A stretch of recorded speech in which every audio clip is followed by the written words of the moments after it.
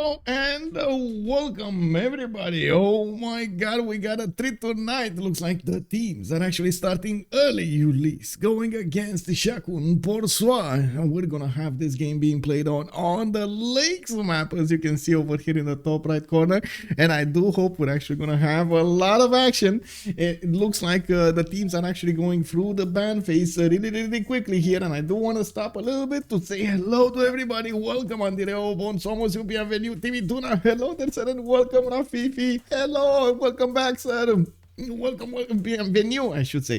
Good evening, sir, and welcome Spoon. Thank you so much for the resub, much appreciated, sir. Oh my god, 9 months. Thank you, sir. We did have also White and Nerdy show up over here. Good evening, sir, and welcome. I do hope you had a wonderful time watching the duel of the devs. Closing, good and Abend, mein Herren, bienvenue and willkommen. Hi, Nick Dave. Hello, sir. Hello there, sir. And indeed, it is the stream is a little bit late today. This was when it was scheduled, and I'm sorry for not actually putting the correct time over there. Feliz, bom dia, senor, and welcome.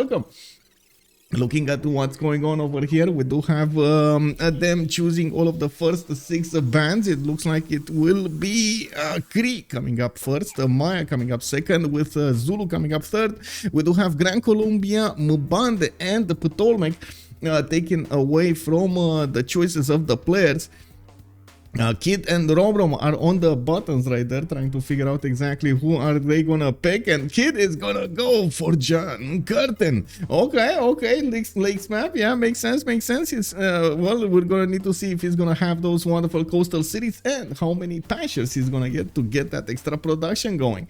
Romrom and Lege will be next up to pick here, and I do have to say we do have one player missing. I'm not sure if he's missing or not, or I do need to reconnect to actually see him, but in the meantime I do have to say Kid with CCpyro, ETPI, and somebody else. Actually, give me a second so I can figure out exactly who's the 4th member really quickly. Oh, there's no 4th member actually in the channel, so yeah, we do need to wait for him to connect.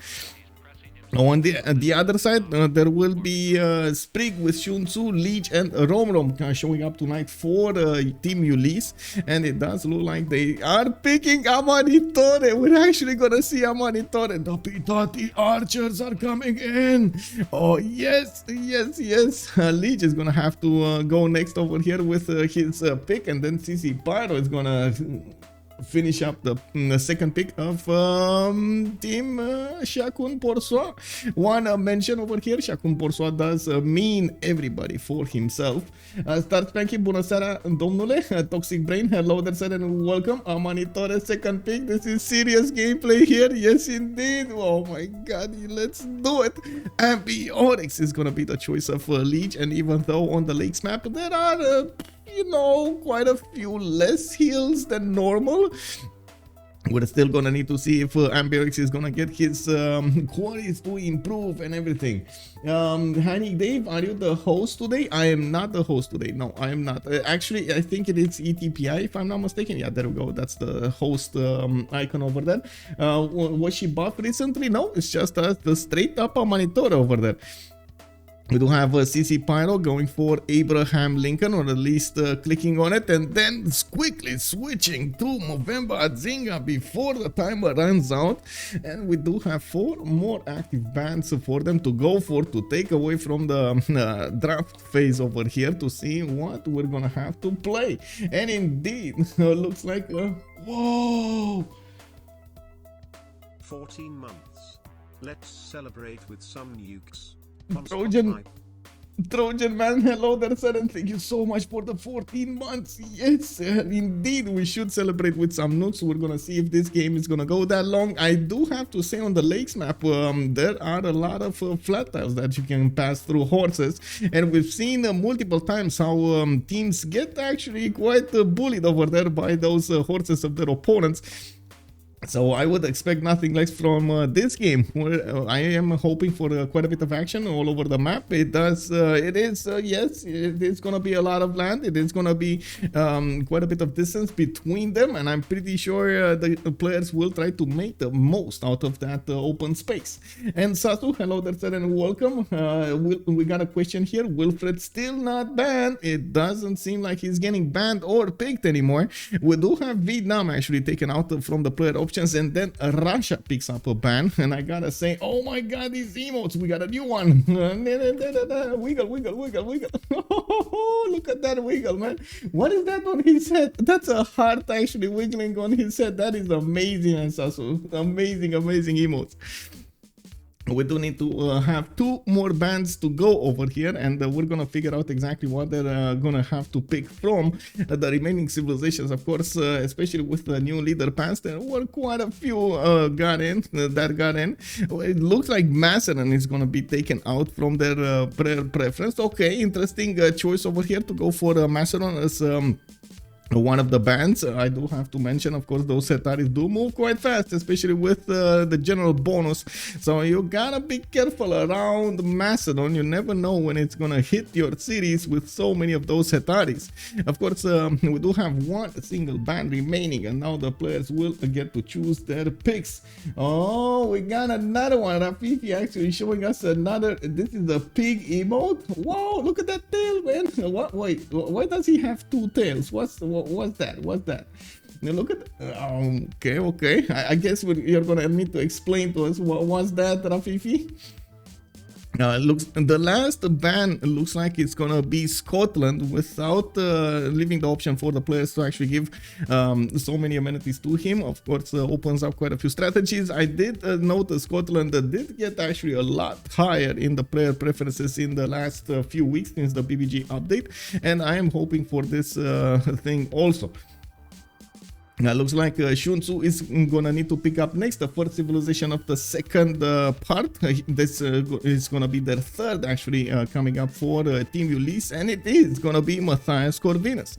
With its ability to levy city-states from all across the map, he might actually apply his power against his opponents with that extra damage that you can get, not to mention the extra movement that you get on your units. Very, very powerful civilization, and we've seen it multiple times do a lot of chaos on the map. Chaos maker. All triangle, hello Descent, welcome, good evening, bonsoir, bonsoir. Also Japan is still here too, indeed. We're gonna need to see if the players are actually gonna try to go for any coastal civilizations here, except John Curtin. It doesn't look like it's ringing that high on their preference to actually get those coastal civilizations going. ETPI is gonna have the next pick of the litter here, and we're gonna need to see what he's gonna go for. He is thinking quite a bit, running down the time here with 20 seconds to go. We do have to see if this is gonna be a coastal, a tundra civilization, or straight up what. On the lakes map you actually get quite a few options to settle a lot of cities, so it is gonna be a lot of land. But no, what it is straight up war. We got Thomas showing up over here with Scythia.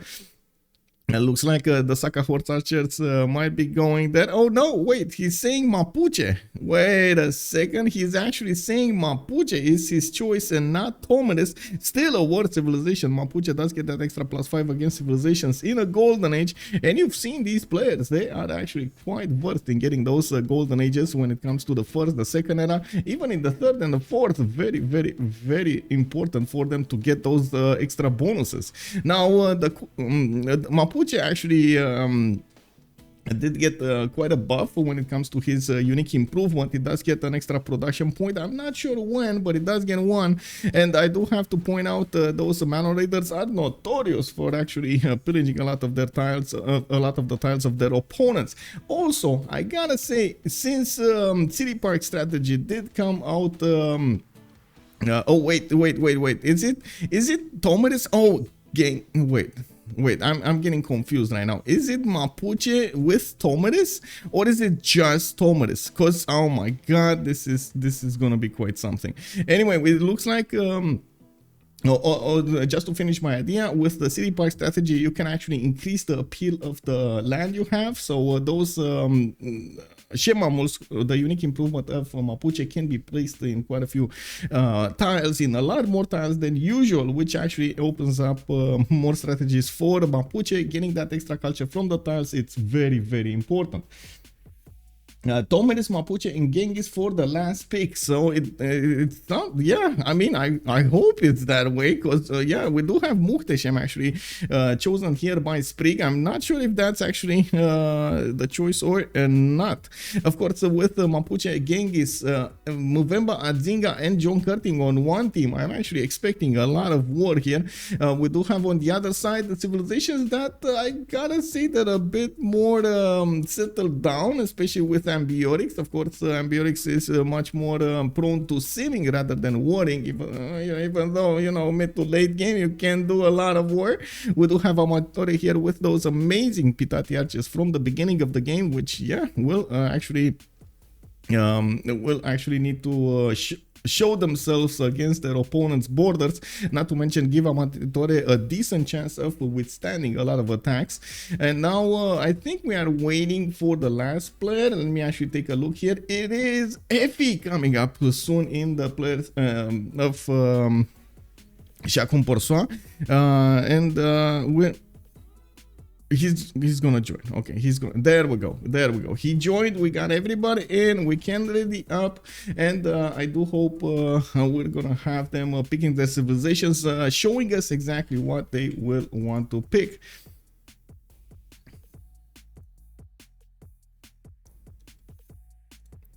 Let's see. Come on, pick the civilizations. Let's go. We got Lotano here. So indeed, it was actually Tomeris and Mapuche as the last two choices of Chacun Pour Soi. It looks like we will have a lot of war on the map here with the three civilizations that are prone to war units from an early stage. Mvemba Adzinga with the Engao Mvemba. We do have Tomeris with the Saka Horse Archers, not to mention that extra bonus damage that he gets and the ability to heal. That is very important. Lotaro here with the timing on the Malon Raiders, and he does still have the extra +5 against civilizations in a golden age. You can imagine they will try to make the most out of this. I feel a lot of raiding will be done. Don't you feel a lot of raiding will be done?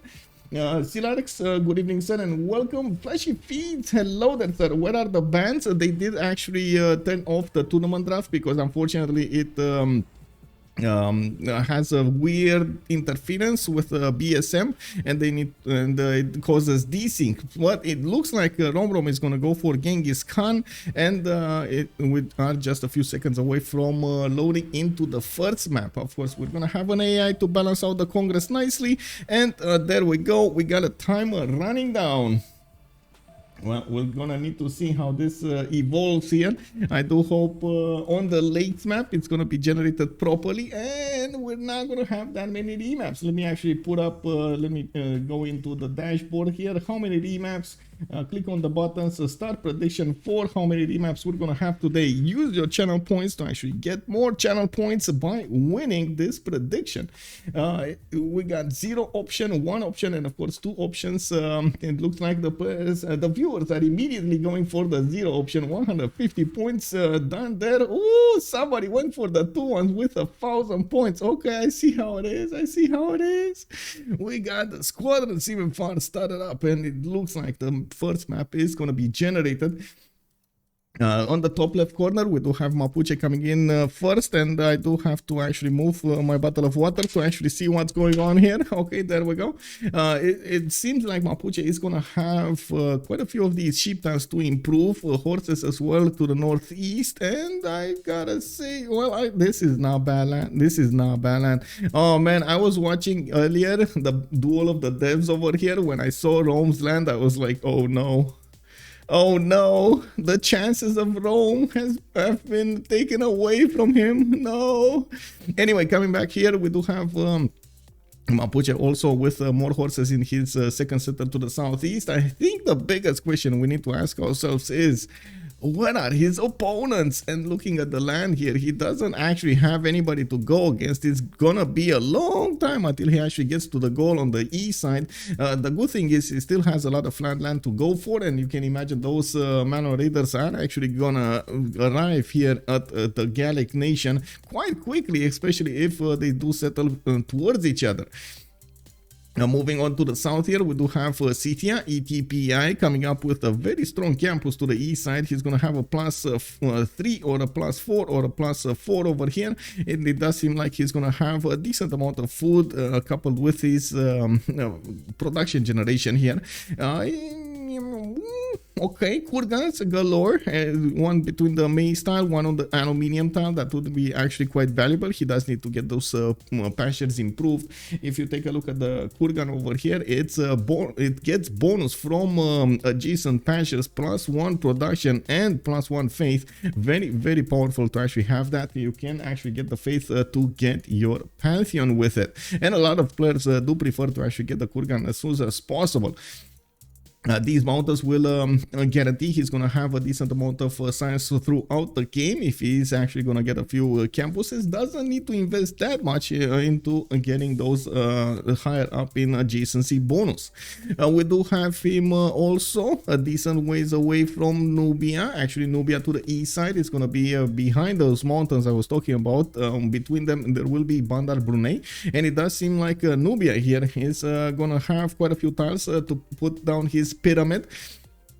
I gotta say it is quite challenging for Nubia to figure out in the time we have exactly how to place the districts with the pyramid, trying to focus down as much as possible your bonuses there, so you can get the most bonuses possible, getting that bonus production towards your districts, getting the bonus adjacency from your districts towards the pyramids and so on and so forth. Sometimes it is extremely challenging for Nubia to get everything going.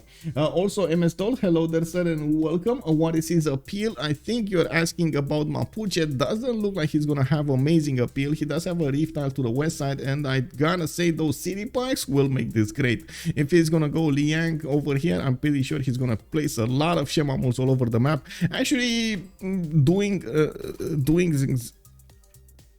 exactly what Moksha would do in that city. We do have also a +5 over here on the stone tile. He is actually gonna get to how to say discover masonry, so he can be allowed to get the harvesting of stone there, but I'm pretty sure it's gonna be amazing. Mangi Wazaru, hello there sir and welcome. We do have when the 3 or more option on a remap. Well, I do hope we're actually not gonna get that way, by the way. Monkey Wazaru, I'm not taking into account technical remaps when it comes to that prediction over there, because we might end up with way too many options than we can write down. Looking also at the land of Nubia, I do have to say there are quite a few mountains to the northeast and south. He is on a continent split, so more amenities will arrive here. Of course, the geothermal fishery is actually sitting over there, giving him quite a few bonuses towards possible campuses. In the north, Gaul over here is going to be played by Lege. He's going to have a decent amount of passions to improve at the beginning, but this is not what Gaul wants. Gaul wants quarries. Gaul wants strategic resources. He's going to have at least the horses to actually give you some more adjacency. I do see another 2 horses to the northeast with a possible settle on the cotton tile. Not bad, not bad. I'm pretty sure the extra goal will be quite nice on him, and he's going to get a +4 here between the 2 horses. To the west side, he's gonna have diamonds to settle next to, and as you can see over here, we do have quite a few cities for him to place down. He is gonna be between 2 opponents though. I do see CCpyro with the Mvemba Kongo on his east side, and of course on the west side we do have Mapuche behind those mountains. On Mvemba Kongo we do have extra science point, Mercury underneath his settle. He's gonna get his extra amenity from that as well. We do have a settler coming up in 5, and it does seem like is going to have a decent amount of land to also settle with many rivers and lakes. Of course, lakes map, as you can see, they are a lot flatter than usual. Unfortunately, he is going to have to try to figure out the perfect placement for his cities, so he has enough hills, enough production tiles to keep on going even after the 5th, 6th, 7th population. We do have also him to the south with Genghis Khan. Romrom might actually go against him, and I gotta say those Gaul Mvembas do have that extra strength against ranged units, which will actually come very handy when he's going to be fighting Romrom. As you can see, Mongolia does have Karakorum on a culture tile, and it does seem like he's between two of these lakes. He's already improving his horses to get some extra production tiles there, some extra food, and I do see he's going to have a decent amount of tiles to work here. It does seem like he is also going to have quite a bit of floodable terrain to the north. Not sure if he's gonna want to prefer going there. And looking at this, I was initially thinking maybe gypsum settle and get a 2-2, but unfortunately there's just not enough tiles for him to work past the second population there. While to the northeast he's gonna have quite a few 2-2s and of course some horses to improve. That might actually be his second settle. Southwest also next to the mountains, opening up campus locations, very important to have. Two more nations to go for. Looks like the city of Buda on Hungary coming up for Team Ulyss. It's going to be to the northwest quarter of the map, and that's actually going to be relatively close to Kongo, even though I'm not that convinced they're going to fight each other. Samarkand though might actually fight Kongo over here from an early stage. Already has two warriors ready to pop over there into swordsman. Last but not least, we do need to take a look at Canberra. Okay, I mean, he does have two horses in the capital, but they are southeast, quite far away, 3 tiles out. A lot of gold investment will need to be put down there so he can benefit from it. Second settles to the northwest next to the cocoa tiles, good mountains. Looking at the appeal, it's not great because we do have a lot of rainforest, but I'm pretty sure he's actually gonna get to chop that down with bronze working. Unfortunately, not gonna be able to rush those campuses, those very good campuses. Also, I'm Daniel. Hello there, sir. Kongo actually has a nice point, lots of luscious on flat land to improve for production. Indeed, that extra production point over there will be quite valuable, and it does seem like we're gonna have the first remap of the game. The players saying that okay, this map is not for us. Both of them actually wanted to remap this, and as you can see here, we're gonna start up the new map generation in just a few seconds here. Looks like Lege is already calling it out. No, I got really bad land, really bad land. Yeah, makes sense. On Kongo though, yes, we do see those spices to the southeast with the possible production and gold coming up for them. I did notice some also reef tiles, but you know, it is what it is. They're gonna remap this, and it is what it is. Rafifi, no patches, no appeal for Australia. Yeah, we know. Honestly, that is the risk you take with Australia. Like sometimes you get a lot of patches and you get a lot of production. Sometimes you don't. It is what it is. Unfortunately, just like any other civilization that gets to high roll from its bonuses. For example, I would quickly put out as an example Maya. We've seen Maya with +6 observatories or even +8, and we've seen Maya with only +2 observatories. Quite a big difference between the two. Of course, it's not always ideal to actually get a lot of science from an early stage of the game. It is what it is. The players do know how to adapt to it, and they will try to do their best playing the lands they have. Well, it looks like we just loaded into the next map, and I gotta quickly put up as we load in. I think I should use this time to actually put up the team names. On the left side we're gonna have Ulyss, and on the right side we're actually gonna have CPS, that's Chacun Pour Soi, everybody for himself. One other bit of information here on the maps, I do have to point out we are playing on the lakes map. and the players will actually get to improve as much as possible next to this on this type of terrain here. As you can see, there are a lot more flat tiles, not to mention filled with forest and so on, but it's flat, so they will need something like construction to get those lumber mills going. And I'm pretty sure we're gonna need to take a look at each of their bonuses here to see if they have what they need. Looking at Mapuche, the first one to the northwest quarter, again we've got ETPI with a possible 2-2 base, has his 2-2 ship to the east side, and I do see he can actually work some extra production there. Unfortunately, the food might be an issue in this situation. Even though he does have a good rivers to the southwest, a lot better appeal than the last time. He can easily go for those Shemamuls to be placed here, and we're going to need to see how he's going to make use of these flat tiles to place those city parks as well. If he's going city parks, like it's, you know, it's a player preference. If he wants to benefit from that bonus, sure. If he doesn't want to, it is what it is. We do have in the south here Buddha with a giant causeway right next to him.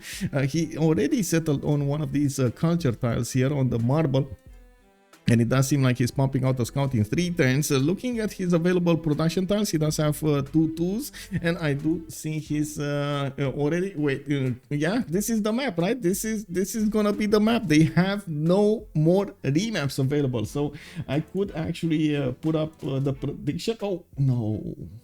Oh my god, what did I do? I do need to click on the prediction over here on one remap, and we're gonna see how this happens. Okay, well, it is what it is.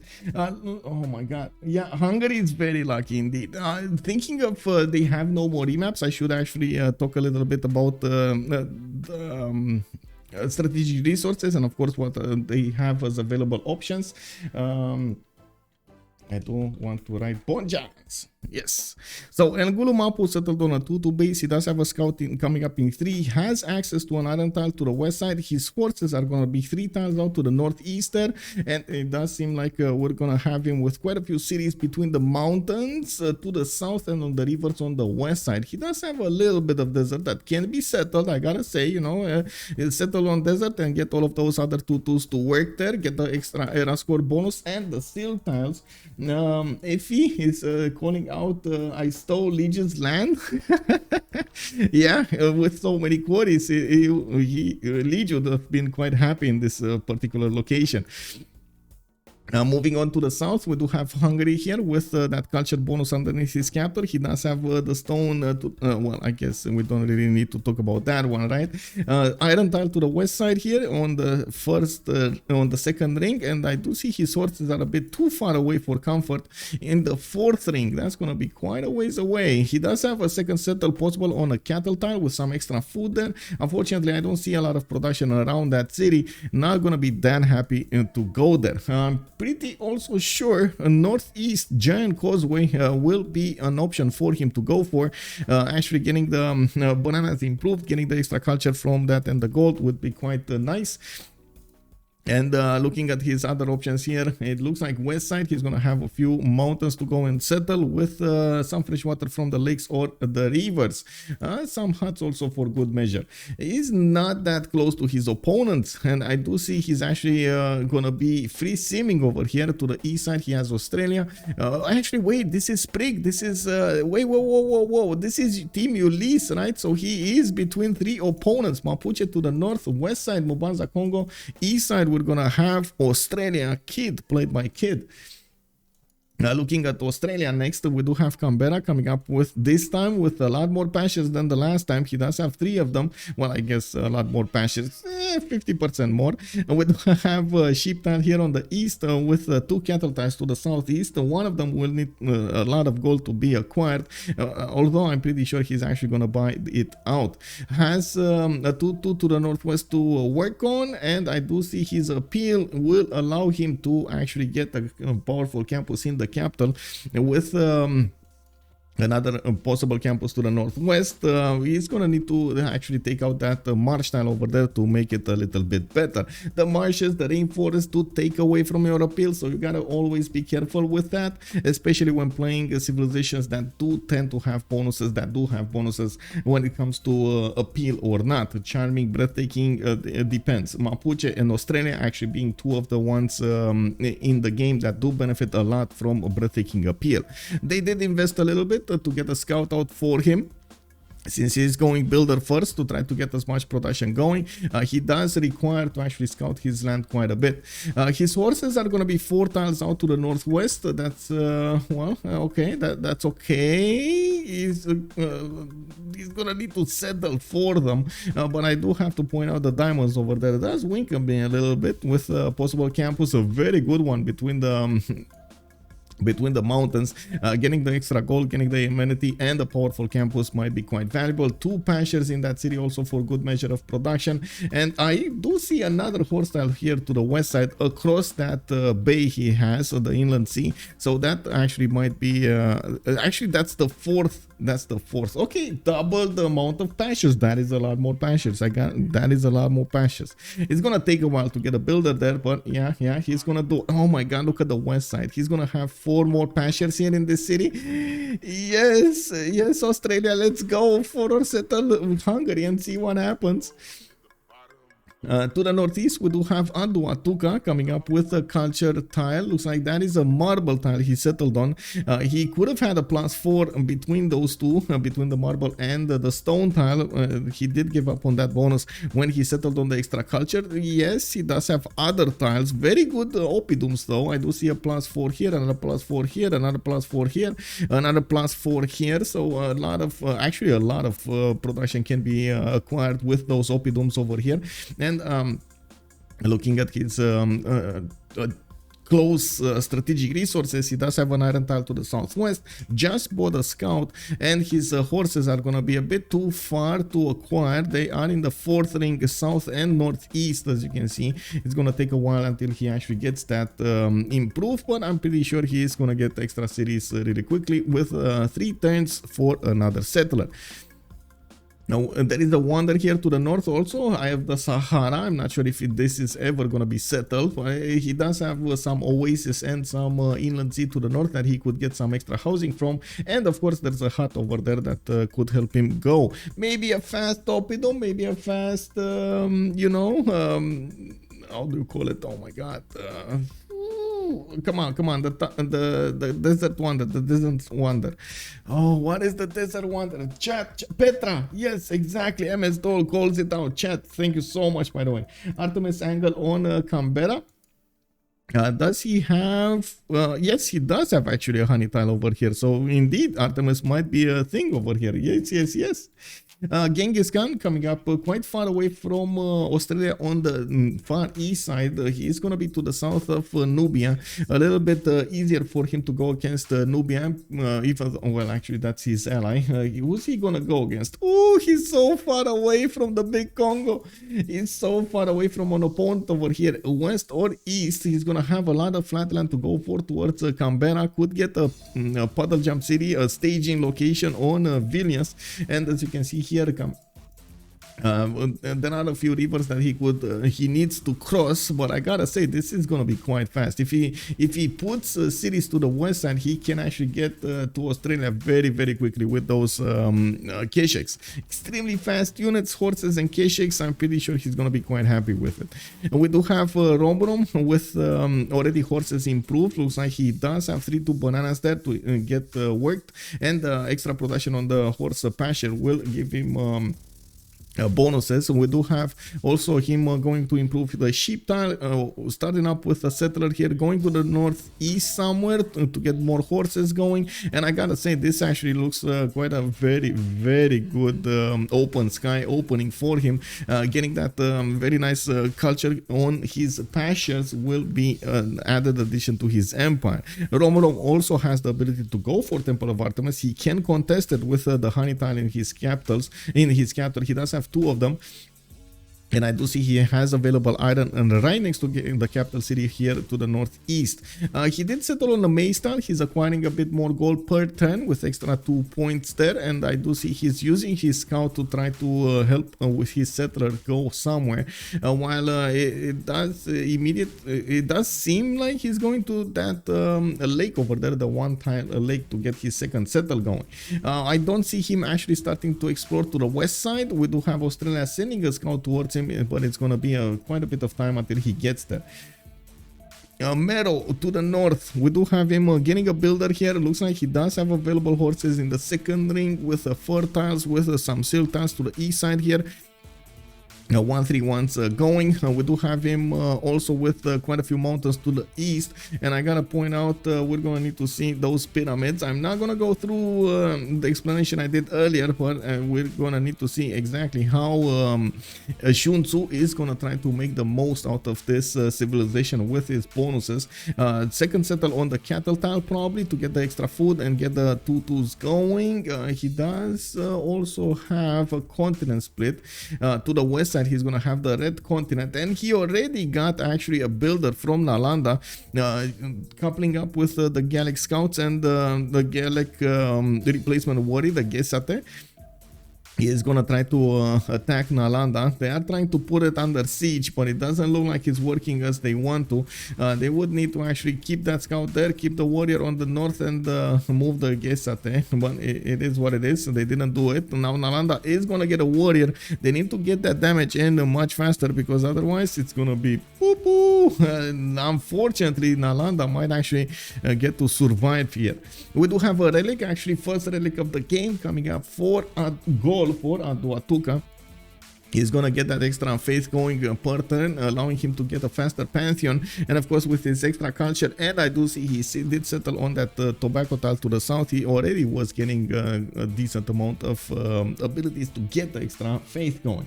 +9 in a meadow. Yes, oh my god, yes, you are correct. 1 2 3 4 5 6 7 8 9. Oh my god, can you imagine Temple of Artemis here? Let's go, Sun-Tzu, get that Temple of Artemis.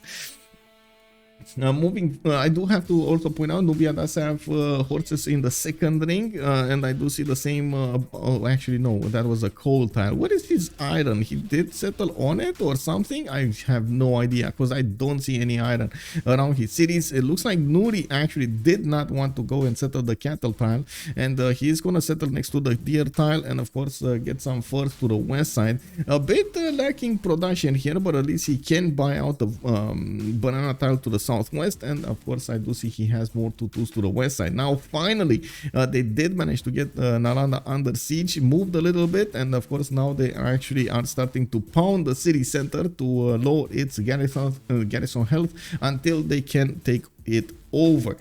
With the new warrior coming up from Nalanda, it is gonna give it a bit more power over there, and I do have to say we already have the war declaration being sent between them, so they are seeing what's going on. They are seeing what's up.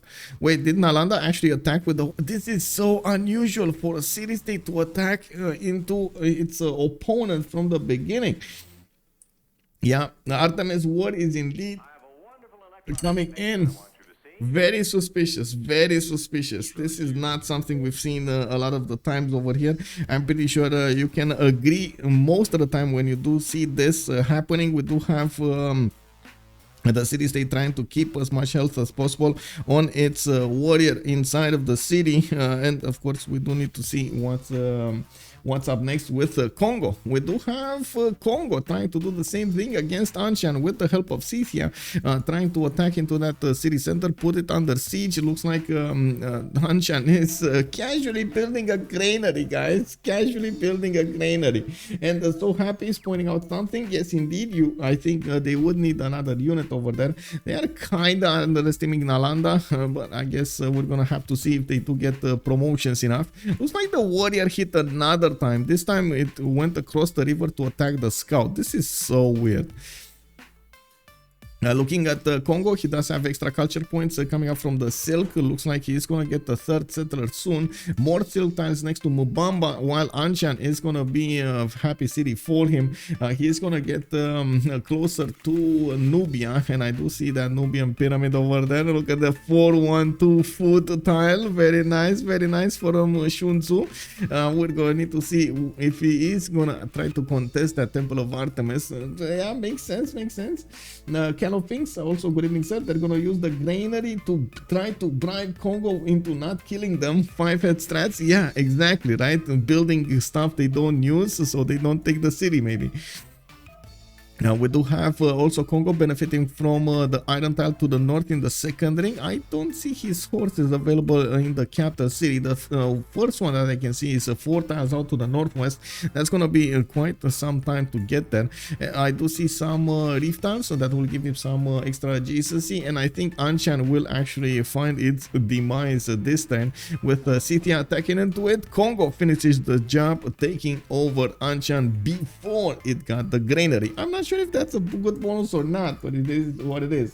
Also, Congo will have insane tempo here. Indeed, I do have to agree, and we do need to see if they're gonna manage to get some extra relics for them to keep Congo happy here. Congo gets a lot of bonuses from actually getting those extra relics, and oh my god, I just saw it, guys. We got Pai Titi, a good Titi coming up here to the south of Mvemba. We do have a settler already going there. As you can see, he's gonna settle on the 1111 tile, making it a 2111 tile. He's gonna have some spices for extra food, silk tile for a lot of culture, while he can improve most of these tiles to get some extra production from. He's gonna need food, and I'm pretty sure he's gonna try to use, of course, the spice tiles and even the wheat tiles for good measure. Now we do need to see also Scythia's land. It looks like he already went for some pastures and kurgans. I do see immediately the 2333 tile coming up to the southeast of Pokrovka. He's moving his third settler towards the south somewhere, and I don't see his horse improved here. Is it underneath the capital? That is a cattle tile over there, so it's not. We do need to see if he's okay. There we go. To the north, actually, he's gonna have some horses. South, no horses. East, no horses. Annapolis is gonna actually need to get a city 3 rings out. That's actually quite expensive.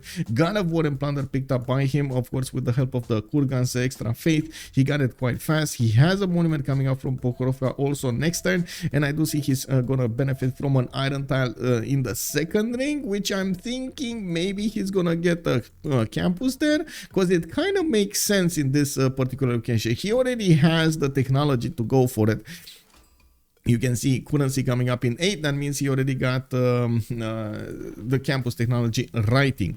We do see him also getting the extra food from the fish to the west side, and there are quite a few locations for his cities. I can't say I'm that happy with the land, but with so many pastures here, he's gonna get a lot of kurgans. Getting that extra production, extra gold, extra faith is gonna be valuable. So I think he's gonna be happy with this pawn anyway. To the east side, he's gonna have an ally. He does have Mapuche, and I gotta say they can actually set up coastal trade routes if they play it a little bit smart. With harbors coming up in these cities over here, they can definitely try to trade with a city to the southeast, settled next to this mountain, and of course in Ampira Mapu just get a harbor there. They can trade cap to cap quite easily, and of course get that juicy golden. Fair, but I had a desert for 20 times, and the Lady of the Ladies called for me. Also, I was Mali. It is rare to have desert on base game Mali. Yeah, indeed, man. Mali is great over there. It did pick up so many bans now. Actually, if I'm not mistaken, it's auto banned in both CPL Premier and CivFR Squadrons, making it quite something.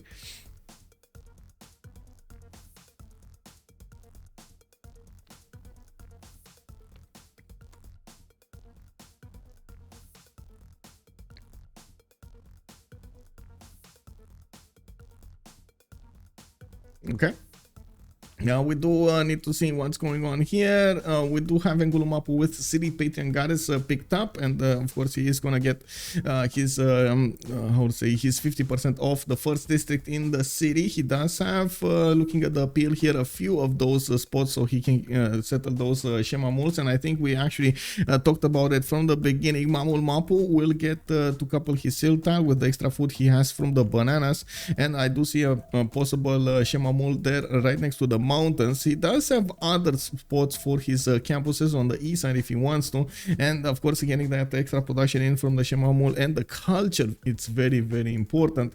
We do need to see how this dynamic will actually come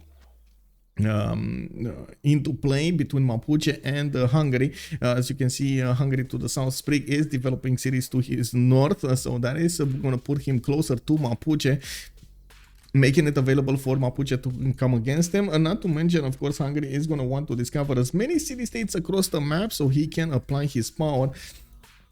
Now we do have more pantheons being chosen by the players. Let's take a look here. Fertility rights picked up by Australia, while he is starting to put down his campuses. +6 campus to the west of Brisbane. He does have +3 here in Canberra. Sorry about that.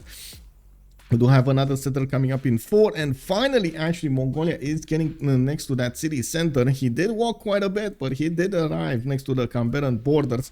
We do have Canberra already improving most of his pastures, including that horse tile across the seas.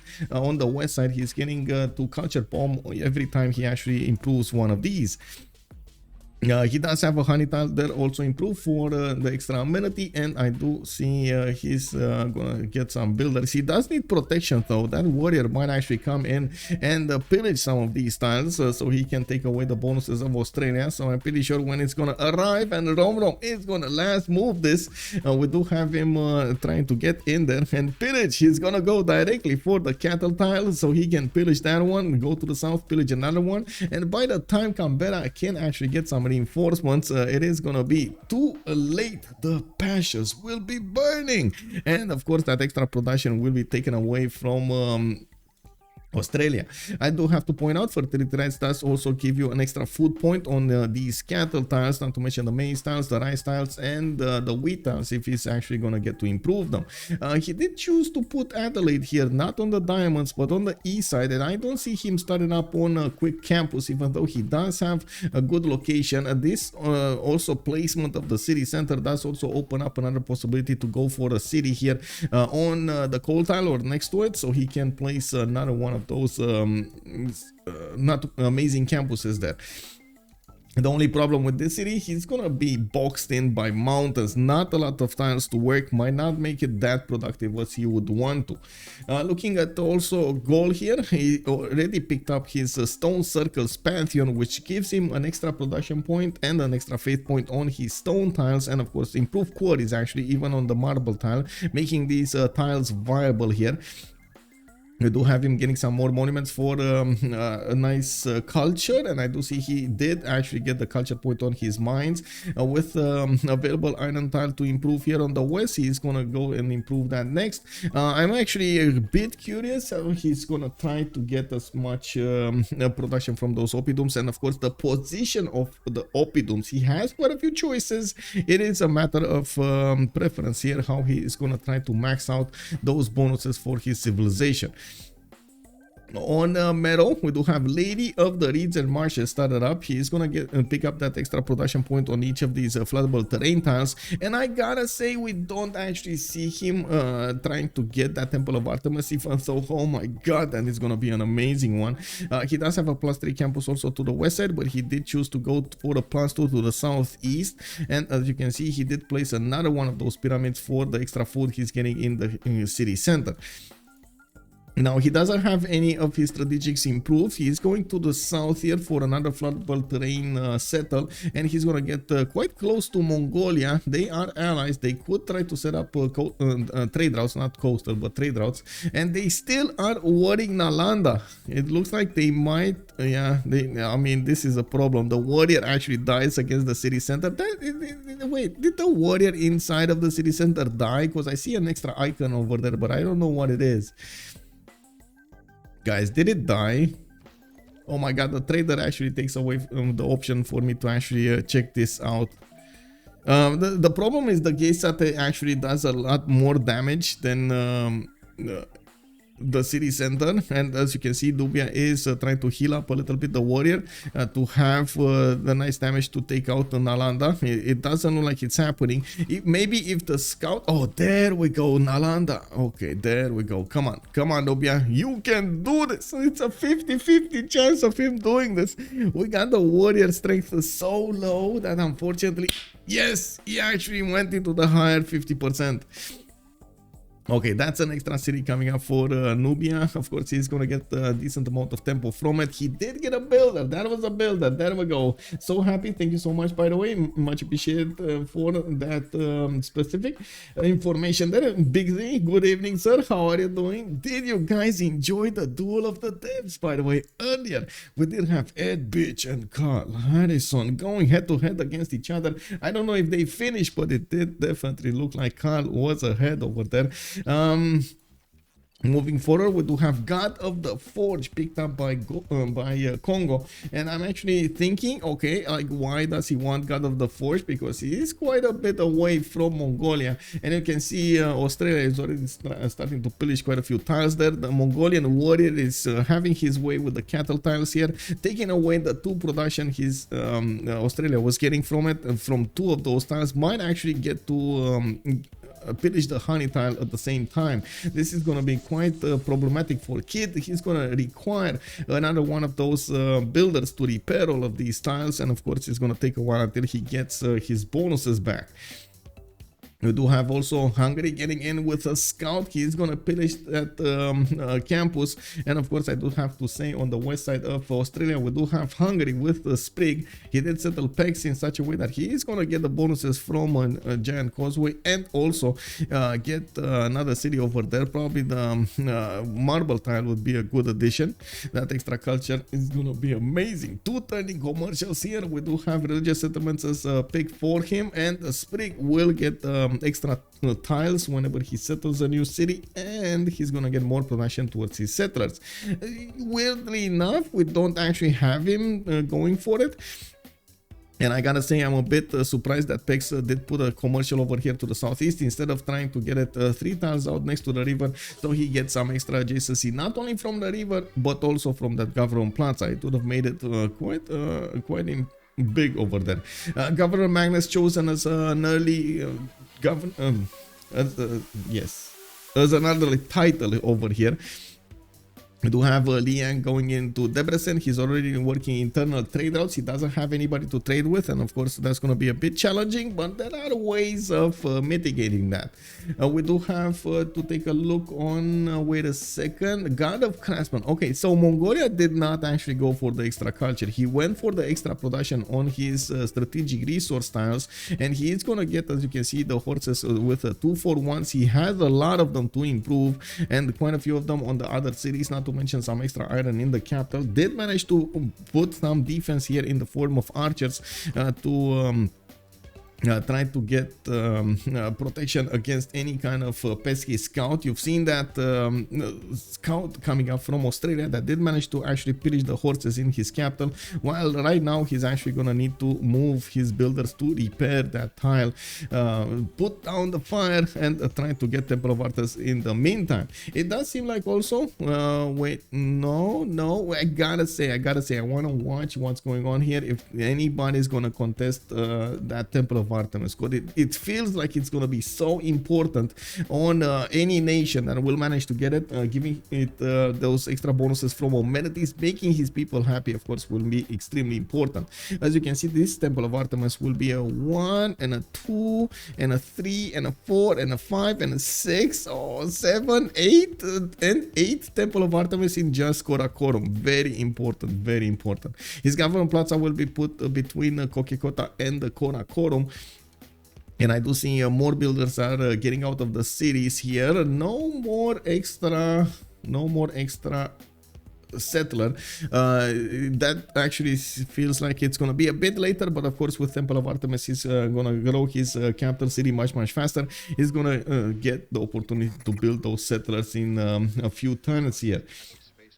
Yeah, we do need to finish. Wait a second. Let me actually put up the prediction over here because we did finish going through them and seeing that early bonuses. So let me ask you, the chat, the awesomeness chat, who is gonna win this game? We got Ulyss on one side, we got Chacun Pour Soi on the other side, and of course we do have 30 minutes for this submission period to go through. It's 10 actually. Access making a point over here. It's 10 actually. 2 more on the left. On the left. 1, 2, 3, 4. Oh, I see what you're saying. So these ones, right? The horses and the honey tiles. You are correct, sir. You do have 2 more amenities over there, but that will be actually for other cities. The amenities you get are 4 tiles away from Temple of Artemis. So yeah, that's actually in the 4 tiles radius. Hey, yo, Child Brit, thank you so much for the 10 months, sir. Welcome. We do have to see also how Scythia is going to try to plan this out. It looks like commercials is going to be the way to go here, starting to get those merchant points in. He did choose God of War and Plunder, so he's getting, every time he's getting a commercials, he's getting double the great merchant points from it, or I should say 1 more point added to its acquirement. The first great merchant is Zankian, so maybe this is an interesting idea to try to get a project in if there is some competition. At the moment, I do see Hungary is actually starting to get some points, so Hungary might actually try to do the same here. We do have Hungary going for a +5 commercial next to his city center and some builders to improve his land. He's gonna take a while until he's gonna get the points though, and like you see, he's even chopping down those commercials to get them faster, trying to get ancestral holder. And I do see Sprig is already planning out on improving his iron tile. Looking at the city-states available for him to use though, we do have Mogadishu, for example, that could go against Melbourne. We do have Vilnius way too far away for him to actually get. Looking at the northeast of Scythia, there's Caguana that might be an option, but it kind of feels like it's too far away, even though not that far away. With the extra movement, he should get there quite quickly enough to Mapuche. Finally, we do have Mapuche putting down some Shemamuls, and I'm pretty sure that might have been for Era score rather than the points he's getting. That's a 2-1-3 tile, not really the biggest Shemamul that you could get over there, especially because it's on flat land. Now, we do have every one of the players managing to get over the threshold of the golden age, the era score that they need for the golden age. You can see 24, 26, 33, 38, 26, 20, 25, 22. Actually, Sprig went a little bit overboard with this 38 points out of 19. I do hope he's actually gonna get enough points in the second era to actually get the second golden age. That's gonna take quite a bit of effort from him. We might see some wonders here and there. We might see him trying to rush something, changing a little bit his plans of development. Looking at also Mongolia, he did get that extra production going from his horses, already repaired the horse and pastures to the north, and he is 3 tiles away from finishing his Temple of Artemis. He does also open up with commercials over here, trying to use the Government Plaza to give them some extra bonuses. You can see the commercial is only 1 here, while Choir is also going to get 1 extra adjacency. This city of Choir will be amazing, by the way. The extra production from these 3 horse tiles will be quite important, and since he is gonna get at least 1 amenity from Temple of Artemis, also that will be important. I do want to quickly take a look at all of the city-states in the game, so we have to know what they're going to have to benefit from, what they can benefit from. We got Bologna and Taruga coming up for science bonuses. Looks like Hong Kong, Cardiff and Auckland will be the ones coming up for industry. It looks like Vilnius, Rapa Nui and Caguana will provide the culture. We do have Mogadishu, the only one with trade bonuses, and La Venta coming up for the religion. Now Hungary is probably going to try to take some advantage of this, and we're going to need to see what kind of city-state he's going to choose to pressure his opponents with, because it is going to be quite important for him to create chaos all over the map. Quite important for his team as well to create that chaos all over the map, to force their opponents to defend themselves, invest into that defensive army, get the goal going, and so on. Now it does also seem we just turned into the golden age, the first golden age of the game here, and I do see Kongo is making good use out of those builders, trying to chop out the settlers, the upcoming settlers. I'm still a bit surprised about his choice of going God of the Forge in this particular situation, and I do have to see, I will want to see if this is actually gonna give him the bonuses he wants. God of the Forge gives you bonuses towards building units of the classical and I believe ancient era, if I'm not mistaken. So it kind of fizzles off quite fast over there. Hello, hello. Hello there, sir. Good evening, Daniel Dingo. Thank you so much for the 13 months. Much appreciated, sir. So there we go. It is 30% production towards ancient and classical military units over there. It does seem like, of course, he's focusing down on getting more settlers. He did realize he's going to be quite far away from his opponents, and CCpyro will only have to worry probably about his west side over here. Mongolia able to apply quite a bit of power against him. Nubia will probably want to go simming, and as you can see, that's exactly what he's doing. Nubia trying to make use of not only his pyramid placement, but also his campus placements next to the pyramids. You can see the campus not only gets bonus towards next to the mountains, next to the city center, next to those rainforest tiles. It also gives bonuses, adjacent bonuses towards that Nubian pyramid, making it a 4-1-2 tile, 2 science and 2 faith tile.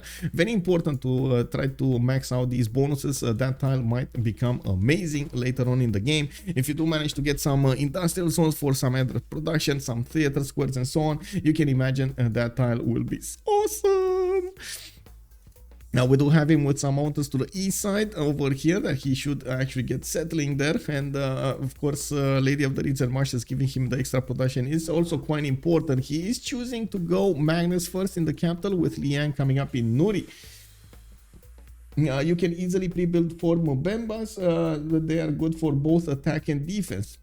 Yes, I do agree, and we do have him trying to go for some warriors, some archers over here.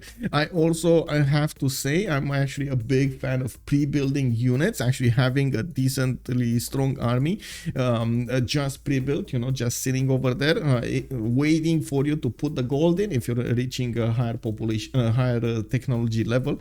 And as you can see over here, CCpyro does have a decent amount of land to settle everywhere, and I do see him preparing for a possible war against the west side here. It does seem like we're gonna have a lot less action than I was initially predicting. We do see the players still getting their footing on the map here, trying to get the bonuses of their civilizations going, and of course not really focusing down that war ability of theirs. I do see the first horse of the game might pop out from Canberra. We do have a kid coming up over here with 2 turns for a horse. It is starting to repair the lands to the south, and he did actually push out that warrior. Actually, it was a warrior, right, of Mongolia from his territory. I do want to go through all of the civilization bonuses so we get to see who's actually going to get what here, and of course we're going to need to see how this is going to be chosen. We got Pembrush and Voice Golden Age for Genghis Khan, still on 3 series, but he did finish that Temple of Artemis, making it quite important for him to get those amenities. You can see Karakorum is already ecstatic, while we do have Choir with only +3 level. We do have him still needing to improve most of his territory here, while Pembrush and Voice will give him the extra culture bonus and the gold bonus from each of his districts. Looks like Zdankian did get recruited here. It was by Scythia. He's gonna get an extra trade route, and we're gonna need to see that Ancestral Hall coming up as a bonus here for Mongolia, for Romrom.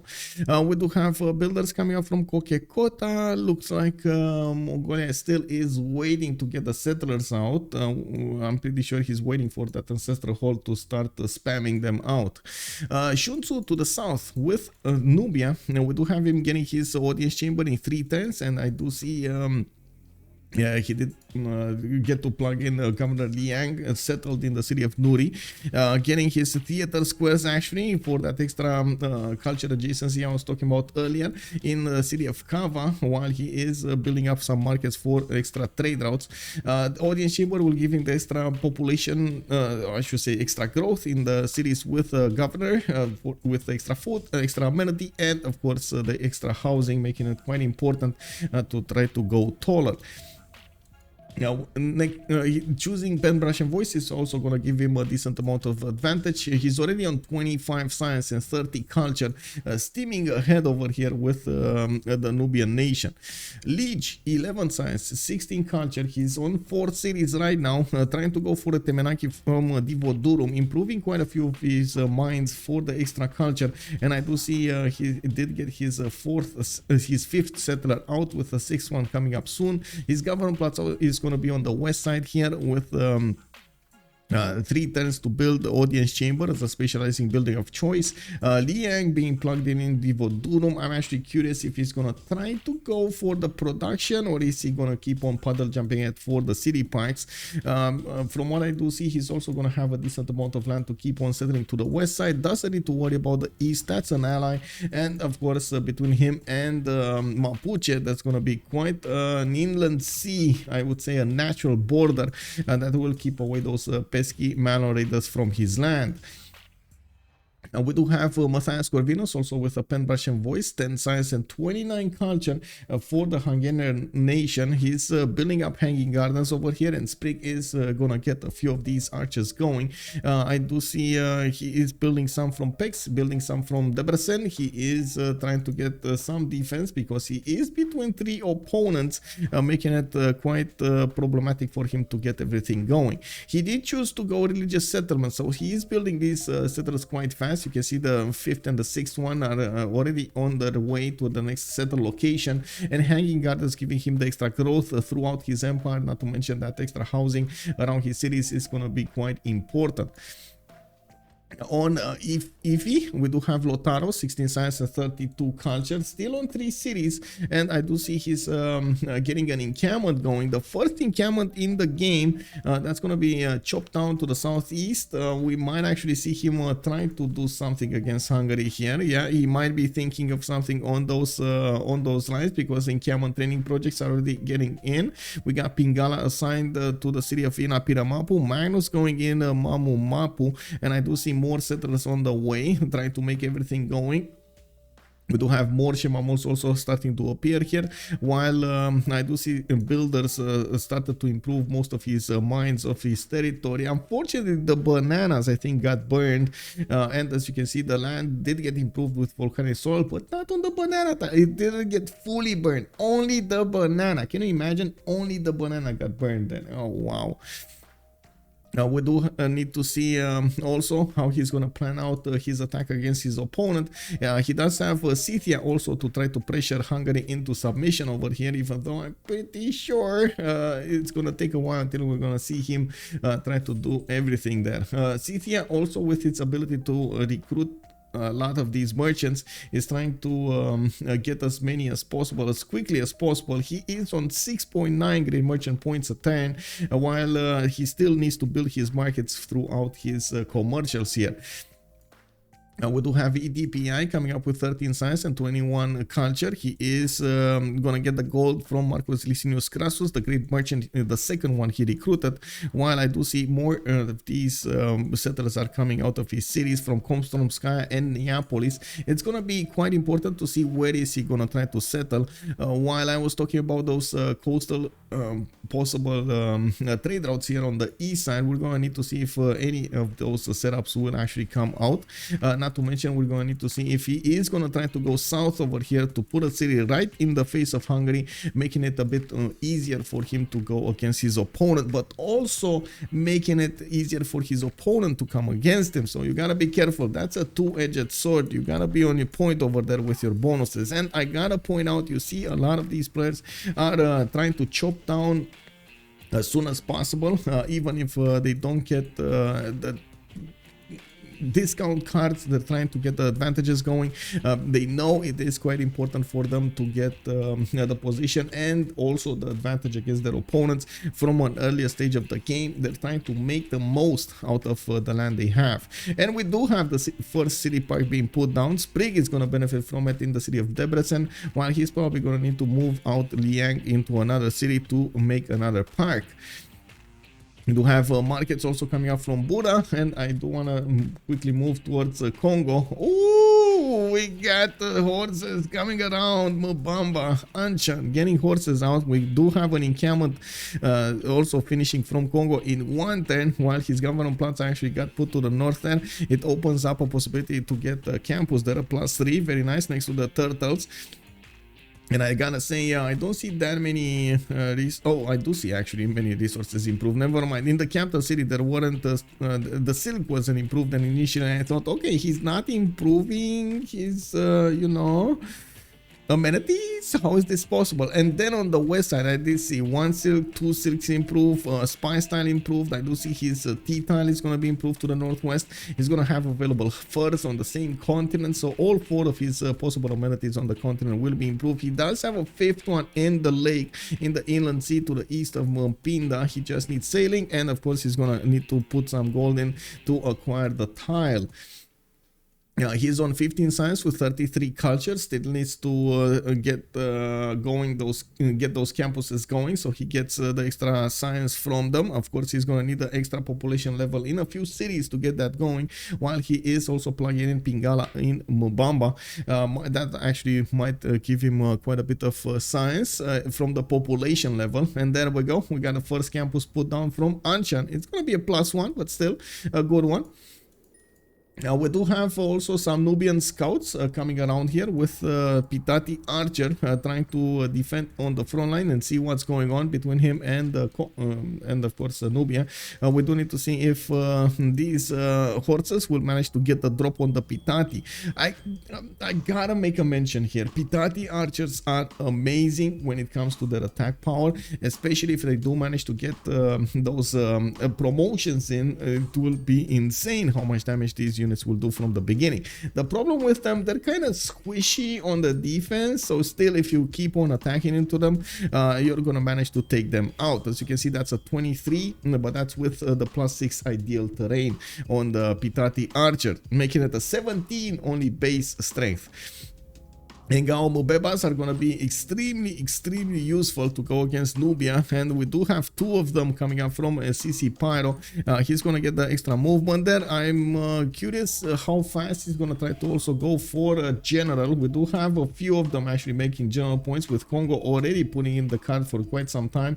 12 out of 30 points coming in for him. He just needs 1 project in, and he's going to get that general. I'm actually a bit surprised he's choosing to build a builder from Ubanza Kongo and choosing to actually chop that project out instead of going for everything. Hey, hello there, ma'am. Fire Tiger Page, how have you been doing? I hope everything is fine. I hope you're ready for the summertime and getting everything going.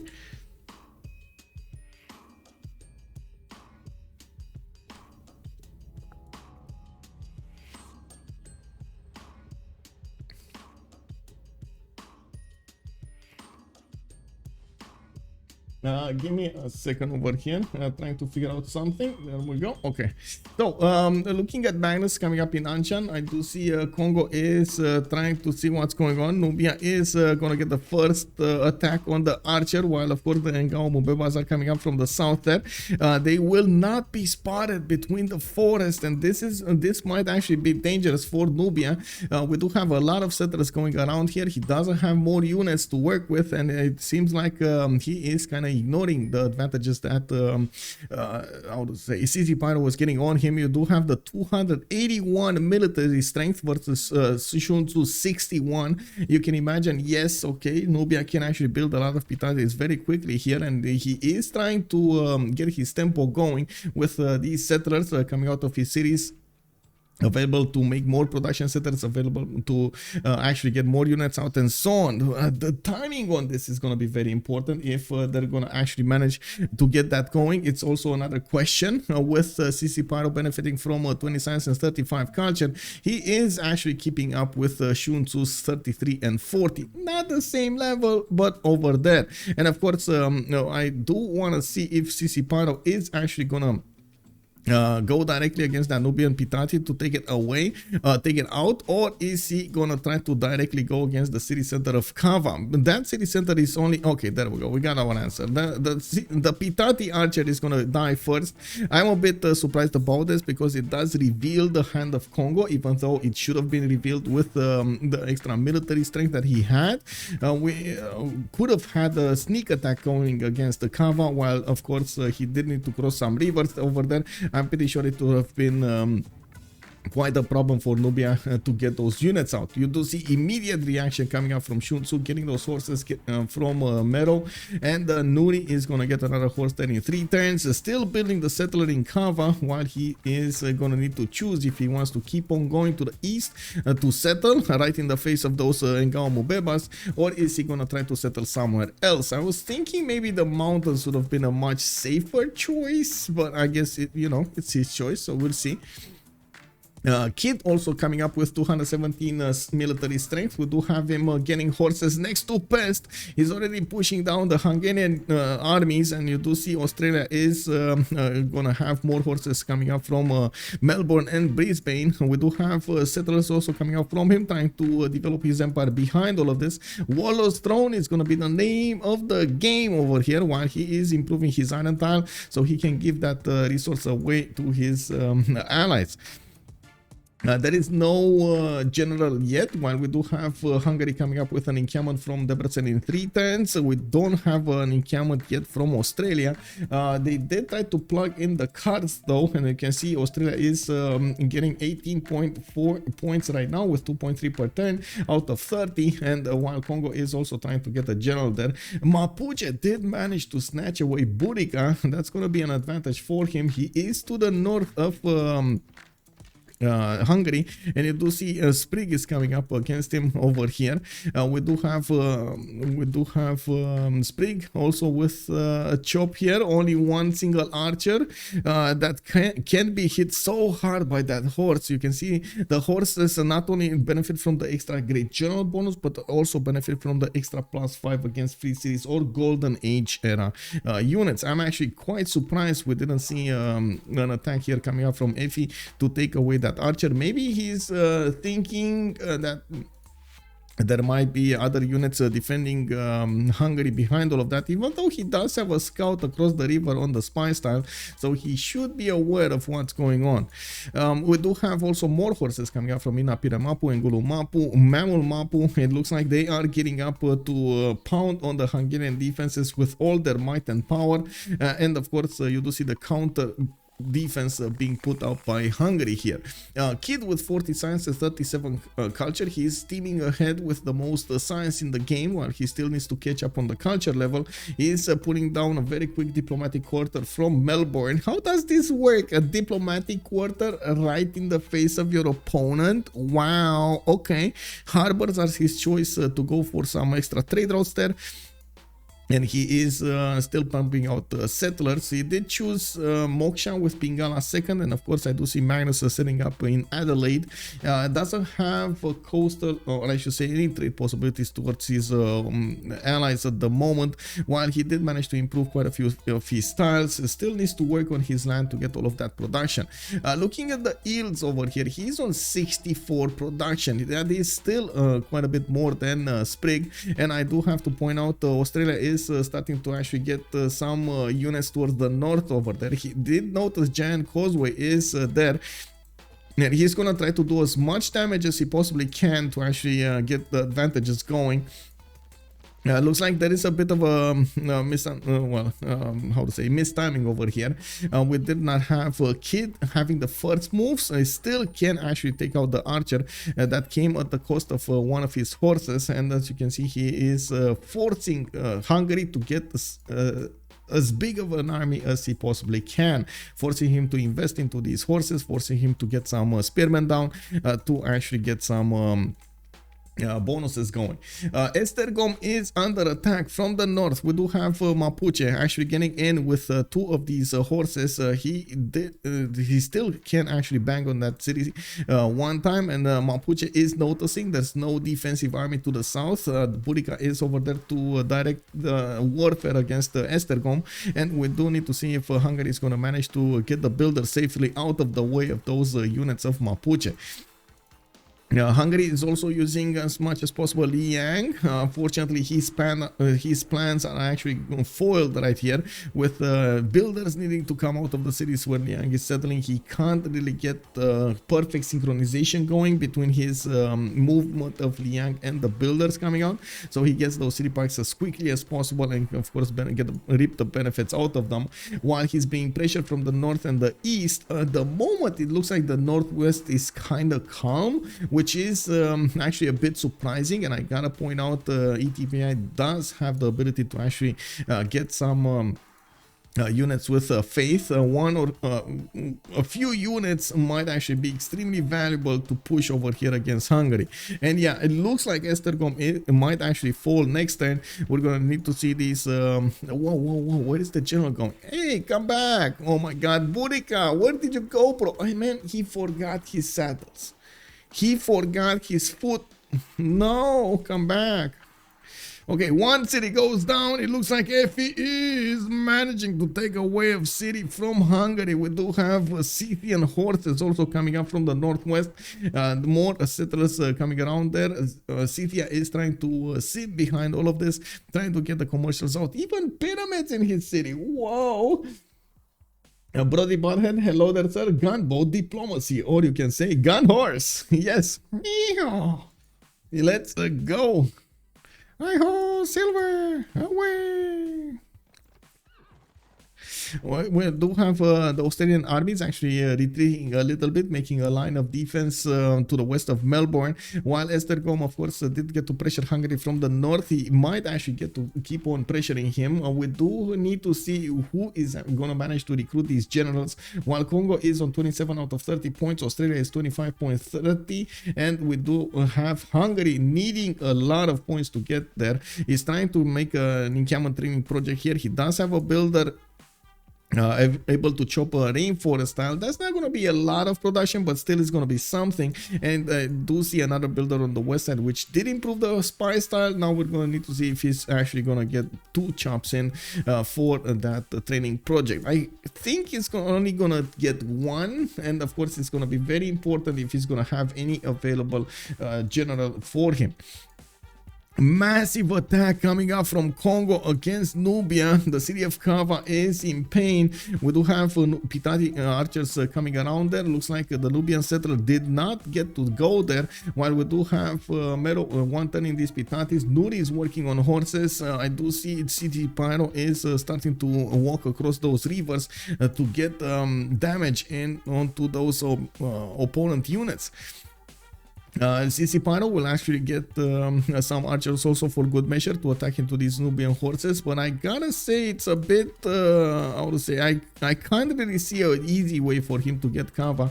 It does look like that floodable terrain to the southeast does pose quite a problem for him. He is gonna get unfavorable terrain on his side, and as you can see, his Mvemba's, even his horses don't do a lot of damage against the city center. They actually take quite a bit on return. Now these Nubian horses will also need to be taken care of, while more Pitatis are coming from the lands of Nubia over here from the north. They will start to pound on these horse on the horse health, and of course take them lower and lower in health. Looking at, of course, the Mvembas, they don't have that issue. They don't care about the Pitatis. It looks like this is 30 strength against 61 strength. Are you for real, bro? They're so strong right now. We do have the Mvemba actually getting even the battle cry promotion, the +7 against opponent units, not caring that much about its defense against Pitatis. And I gotta say, you know, Nubia didn't actually build a lot of Pitatis, so that kind of makes sense. We do have also Mongolia coming up from the south, trying to pincer move on the Kongo units, pinning them down between the Nubian forces, and of course the Mongolian ones will be quite a feat over here. We got more horses coming up from Choir, 4 turns for pyramids coming up from Korakoro. Makes me think, wait, wasn't Scythia building pyramids? Oh, he stopped building them. Oh no, he didn't. Actually, it's 4 turns. Okay, big Paul coming up. Big Paul. Who will get pyramids? We do have on one side. Actually, wait a second. I did put pyramids. Okay, it is Scythia on one side, and on the other side we got Mongolia. Let's see. What do you guys think? Who's gonna get it? We got 3 turns for both. Looks like Scythia already chopped one of his tiles, and I don't see him actually getting other chops anytime soon. On the other side, we do have Mongolia with available banana improvement or chop, depending on what he thinks. His city of Karakorum is actually quite big over there, and I gotta take a look over here. We got Romrom on the last slot, so he can be slot ordered if they finish in the same time. Looks like also Kongo is banging on the doorstep of Kava, actually choosing to attack directly into the city center. He did lose a horse from the south, and of course with Mongolian units coming over there, they might get their pound of flesh from these Kongo units. We don't have any reinforcements, but we do have a great general coming up from Kongo. It will take a while until all of the new units will make their way towards Mubanza, Mupango, or even to the Kava city. Via Trex VR also telling us, bro, Ngaum Mvemba is like the perfect counter to Nubian city. Yes, they are the perfect counter. They're amazing. They are insanely good. Also, MS Toll is he can chop out horse next time, but it might be too late with the general and all. The one thing he has going for him is that he settled the only non-floodplain tile.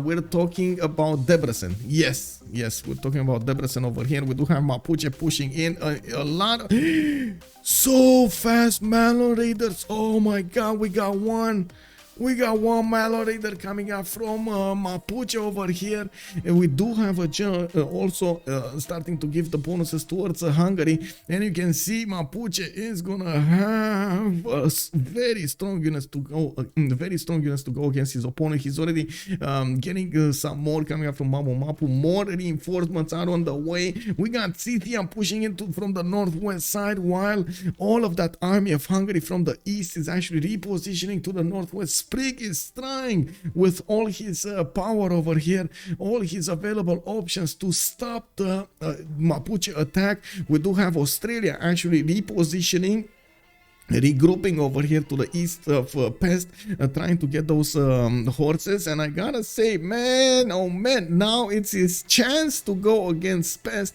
or even go against Pex over here to the north. Maybe Australia is waiting for his own general. He just got it. We do have Sun-Tzu available for them. It looks like the Sun-Tzu from the game is actually gonna be on the opposing team of Sun-Tzu. How does that work? I was talking about Estergom. Whoa, alone, a melon cap. Estergom. Wait, Estergom. I'm a bit. Wait. Where is Estergom? Oh, you're talking about this one. Oh, okay. And it looks like you guys are voting for Mongolia over here in the poll. Okay, that might be it. We do have 2 turns for Karakorum to actually finish the pyramids. Well, it's Napoli is 110, guys. Napoli is 110. He got it, man. He's gonna get it. ETPI, big brain. We do have him with his big muscles coming up here with more commercials, trying to sneak his way towards so many of these merchants. You can see he's actually getting still 6.9 points a turn, while he did manage, let's see, did he get an extra trade route? No, he's actually no more extra trade routes for him. Hungary actually got the luxury one, and I did notice we did have Hypatia picked up by Nubia. Sun-Tzu is going to benefit from that extra technology. And it doesn't look like the Kongo army is in shambles. We do have Ngaum Mvemba trying to run away. way as fast as possible, and they're gonna need to get the promotions over there. And I gotta say, of course, the general is coming in for some help. It might not be enough. The horse actually, if it attacks into the Mvemba, it will take a lot of damage, but I'm pretty sure he can finish it off with the Pitati archer. Look at that, man. Pitatis can help, you know. Pitatis can help. It's not always that this happens, but Pitatis can help. Why is he not shooting? Hello? Shoot down the Mvemba. Shoot it down. On the west side here, the majority of the action looks to be in Hungary's place. We do have Scythian units taking quite a bit of a beating. There was only one horse over there that the ETPI got throughout his campaign. Unfortunately, Scythia will require a lot more units to actually push down Hungary and take it all out. Mapuche is still getting quite a few bonuses of I would say of strength from these Malon raiders. Unfortunately, he does not manage to get a lot of units improved. They do have the gold. They did not actually get him give him the gold to actually improve all of his units. Looking on the east side here, Australia is getting his general, and we do need to see if he's gonna go for another run at Hungary. It will be very important to pick on Hungary from multiple sides, so you can get that going. Mining Dave, hello there, sir. A lot of what? Only what? Yes, yes. Let's see what's up over there. Partaker page also saying I've changed time zone, so heading into winter now. Oh, back to Australia. I see how it goes. Or are you in? Well, I guess you're in the southern hemisphere, right? That's how it is. Also, Hungary putting a single gun in the sea. You are trading for now. After that, it gets difficult. Hungary seas. Okay. We'll see how this goes. Give me a second. Okay, so from the north, we do need to see the first moves of Mapuche. I do have to point out, we did not talk about Gaul for some time now. Maybe it is going to be something interesting over there happening. I do want to quickly scroll down for my screen cuts off the top ribbon. Can someone tell me what turn we are on, please? Yes, we are on turn 47 right now. And it looks like we're going to need to see who's actually going to get the goldenish points. 6 more turns until the next era. And since they are most of them in golden age, and they will need to show us the way. Can they get the era score? Goal over here is simply seeming. It does look like Lege did manage to actually get to 37 science and 48 culture. He's putting down a few theater squares. Did get that at the Menanke for the extra science. A lot of mines are giving him the extra culture, and I do see Gaul is starting to put down more of these OP dooms. Okay, interesting location. Only a +2, but you know it's gonna be a +3 when he's gonna get the mines up. We do have him getting a few more builders and finally some horses for defense. He needs to increase his defense of the city centers all across his empire, so he can withstand any attack coming against him. Now, that being said, is very far away from being in danger, since Australia is mostly focused on the west side. Ooh, another city takeover. We do have Hungary in trouble. Pest is getting banged on. We do have the horses getting in there, and the cities in 61 out of 200 strength. I'm pretty sure with some fans moves over here, Australia can actually do a lot of damage. Curiosity I have is he gonna actually manage to do it with only 2 horses? I think so, right? The city center, maybe if the horse gets in, maybe that's gonna be a bit harder, but other than that, yeah, we're gonna need to see if that's gonna happen.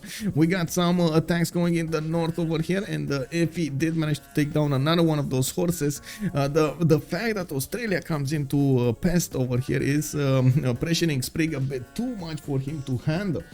How does Hungary have? Wait, whoa, the horse attack with the horse. Pest, the city of Pest is under attack over here. We do have it taken away. Australia is gonna raise it to the ground, doesn't want to actually benefit from its bonuses, and we do need to see how he's gonna manage to survive from this onslaught. We do have Scythian Saga horse archers coming from the northwest over there, and anonymous gifter coming up with a 5 gifted subs. Thank you so much, anonymous gifter. Oh my god, thank you, Anonymous. We got the Nebomatic, Wanders, Masterix, Curtis Love, 666, Cody 028, and I see, wow, YouTube? Okay. Message from YouTube. Okay, I'm gonna need to check that out. Yeah. Okay, very nice. Now we do have Mapuche also getting some catapults, so he can pound through the city defenses much easier. Even if they're gonna get walls, it's still gonna be important. We do have archers being in production here from Hungary, and they need to figure out how they're gonna win this after all of this is gonna be over. Maybe Mongolia is gonna start to get those units. Maybe he's gonna go for the same. We do have a secondary army coming up from Kongo here from the east side, and you can see CCpyro is getting some archers this time with his army.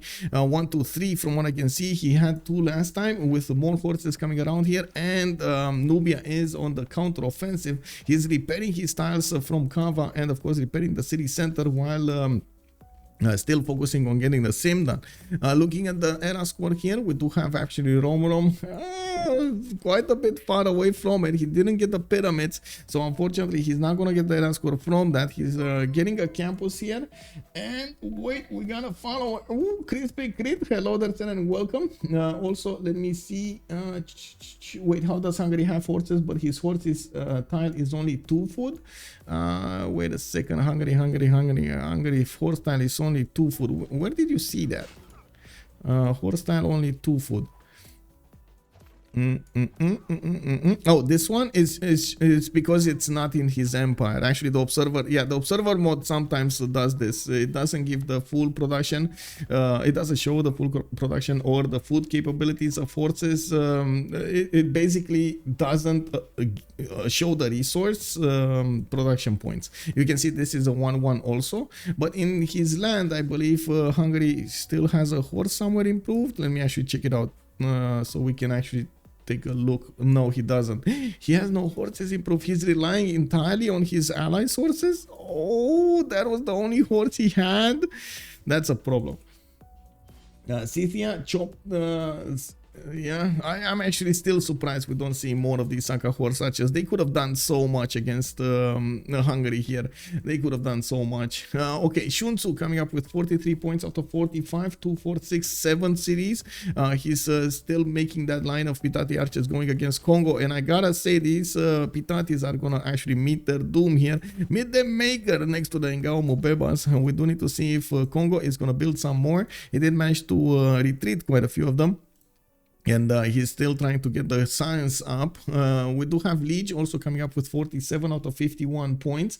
On Gaul, he is building up commercials, getting his encampments going, and more campuses for good measure. Not how to say, splendid ones. This might actually hurt him a little bit because he's not going to get the era score. Now this is gonna be a challenge for him to go for. While I do have to say, you know, Sprig did have those 38 points coming up for his lands over for his era score in the first era. Now this actually hurts him right now. He's on 56 out of 56. It is gonna be a bit tougher for him to get that going, especially he's in a war situation. There are a lot of Mapuche units coming up against him, and of course he is trying to get the walls up to nullify the damage of those, well, I guess slow down the damage of these Mapuche units, while he is still defending with horses.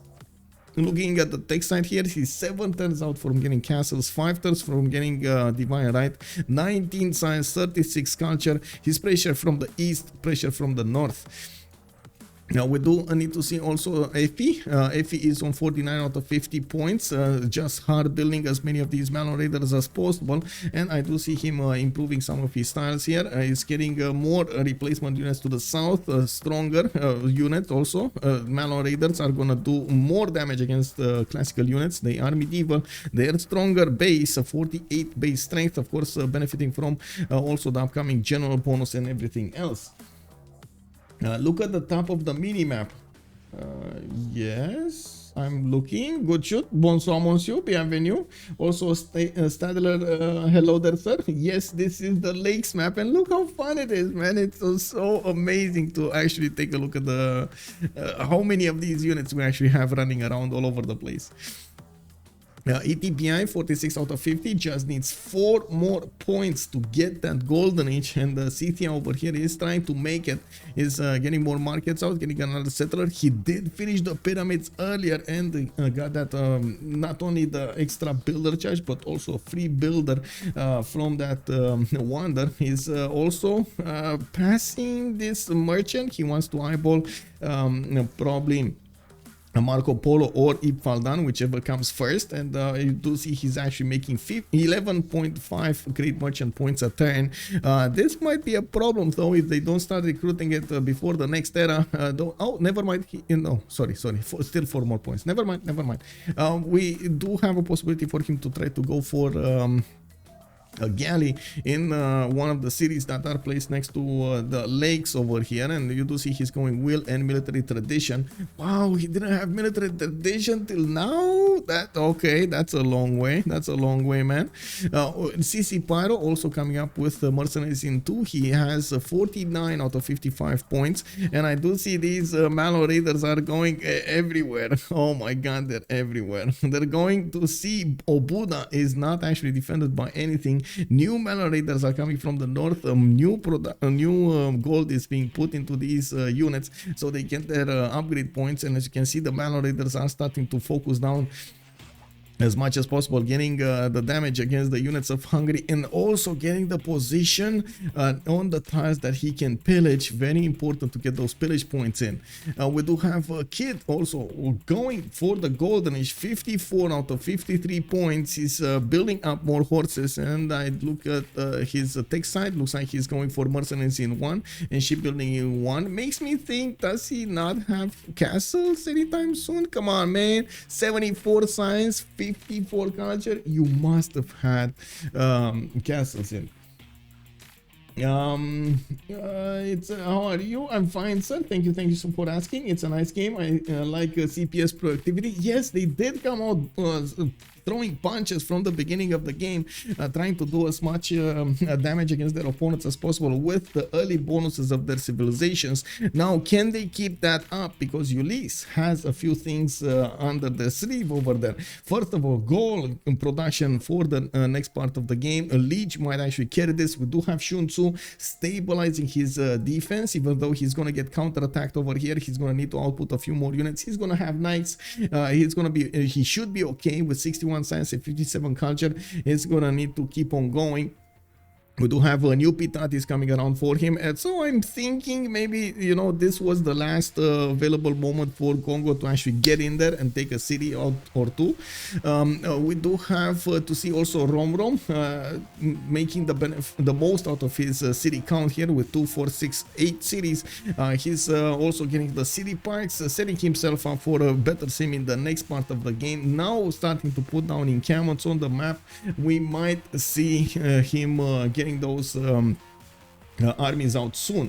Now, the most important thing is what happens here against Hungary. If one of the players falls over here, this is going to be extremely important for both teams in different senses. Of course, an advantage for CPS because they did manage to take away a player from their opponents, not allowing him to vote in the World Congress and not allowing a secondary military alliance between them, which will be extremely important in the next part of the game. At the same time, of course, on the other side, Ulyss will have a disadvantage from this because they won't have exactly, you know, those bonuses I was talking about with the military alliance, the available points in the resources they can trade between each other, the extra economy of the player, and so on. It will be quite a problem. Now, it does seem like Sprig is going to struggle anyway with 18 science and 35 culture.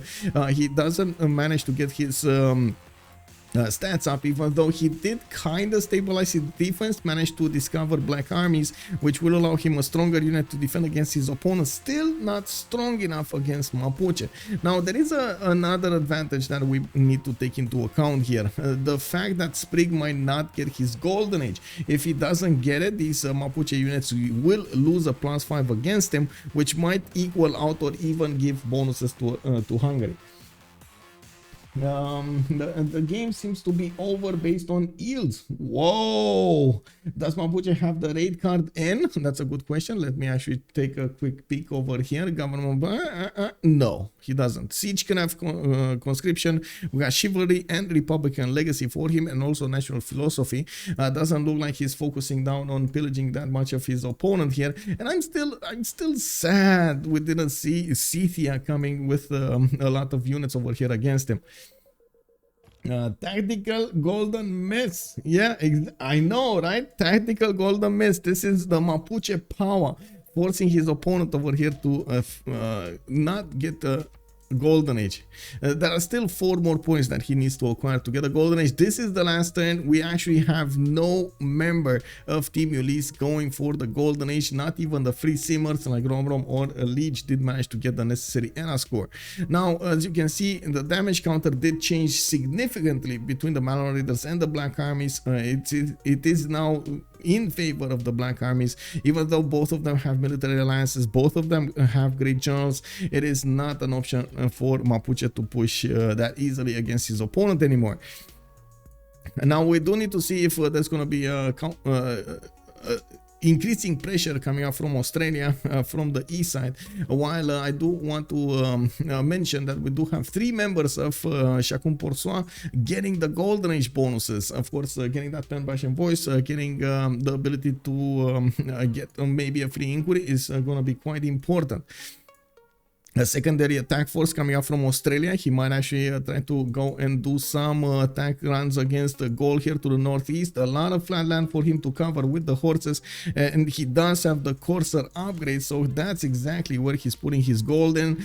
Getting 5 units over there for good measure. He can get the help of Sun-Tzu from the west side, from Melbourne, and I do see him getting his universities up. Looking at what's going on here, let me actually take a look. Okay, medieval, only 3 nations. There we go. So ETPI is still going to need to pick his golden age bonus. Pen brush and voice coming up on CCpyro. He's still on 246 cities because he put a lot of effort into attacking Nubia.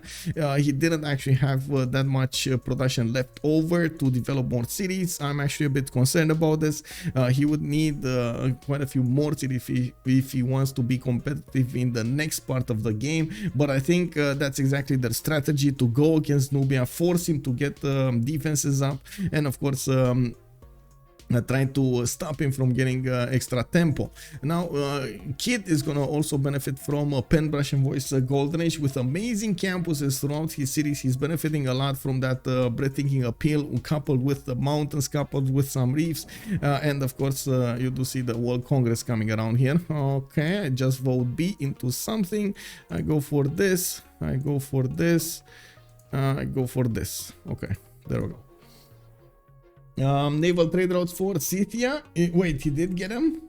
He got him? Where? No, he could get them, but he didn't get them yet.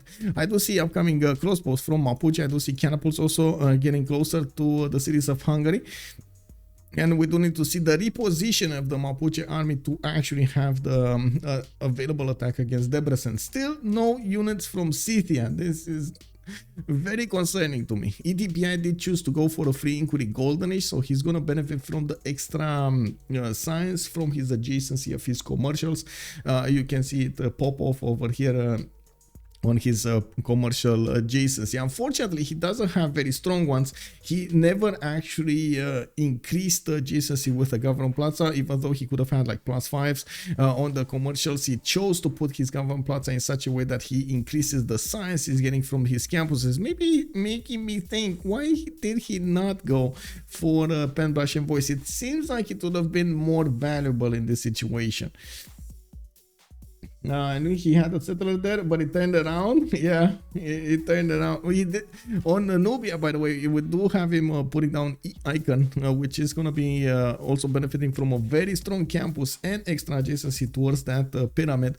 The yields of the pyramids are so good right now.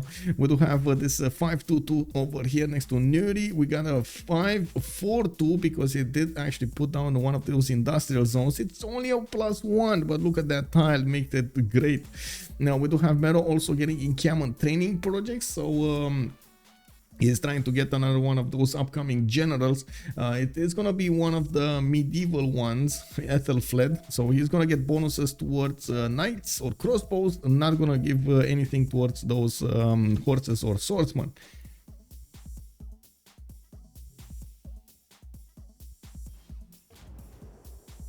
Now also Mazelchen asking us why is Australia so big in science. Thank you for asking, sir. We do have Australia with very good campuses, +8 campus over here, and this is not even with, oh, wait, is this with the double card?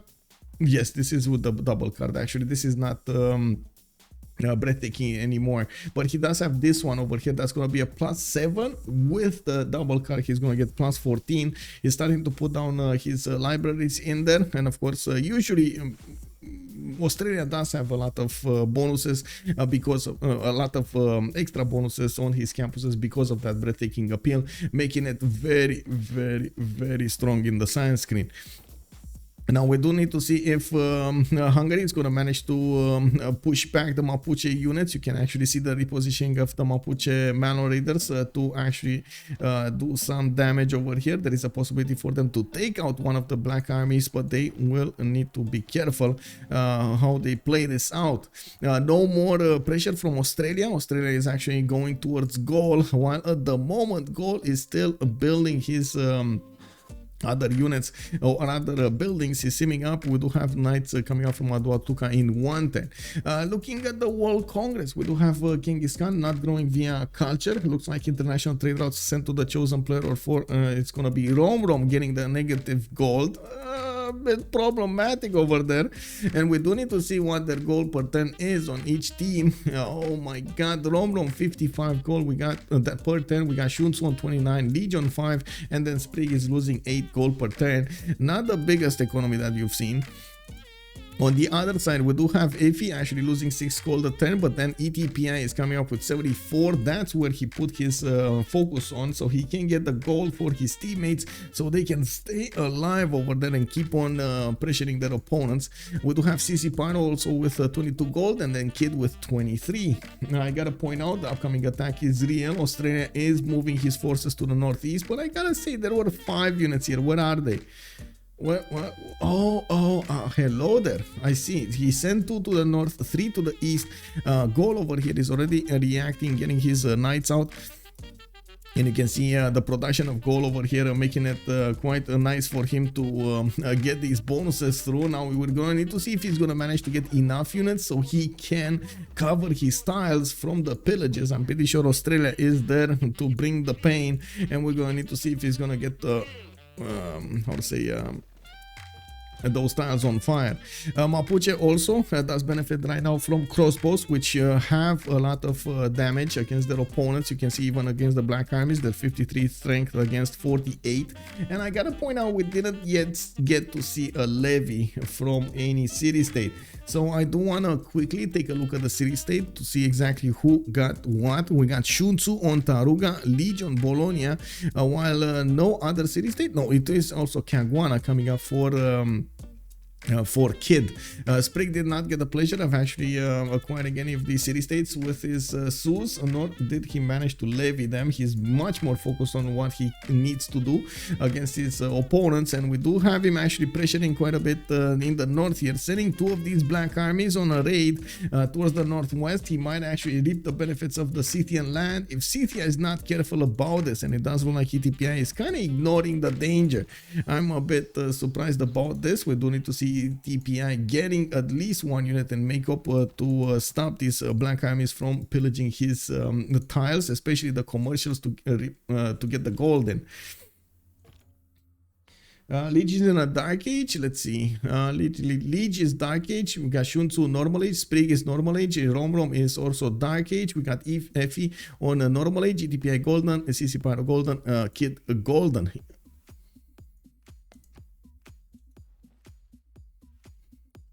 Matthias, I'm in danger. I am the one who knocks. Dun, dun, dun.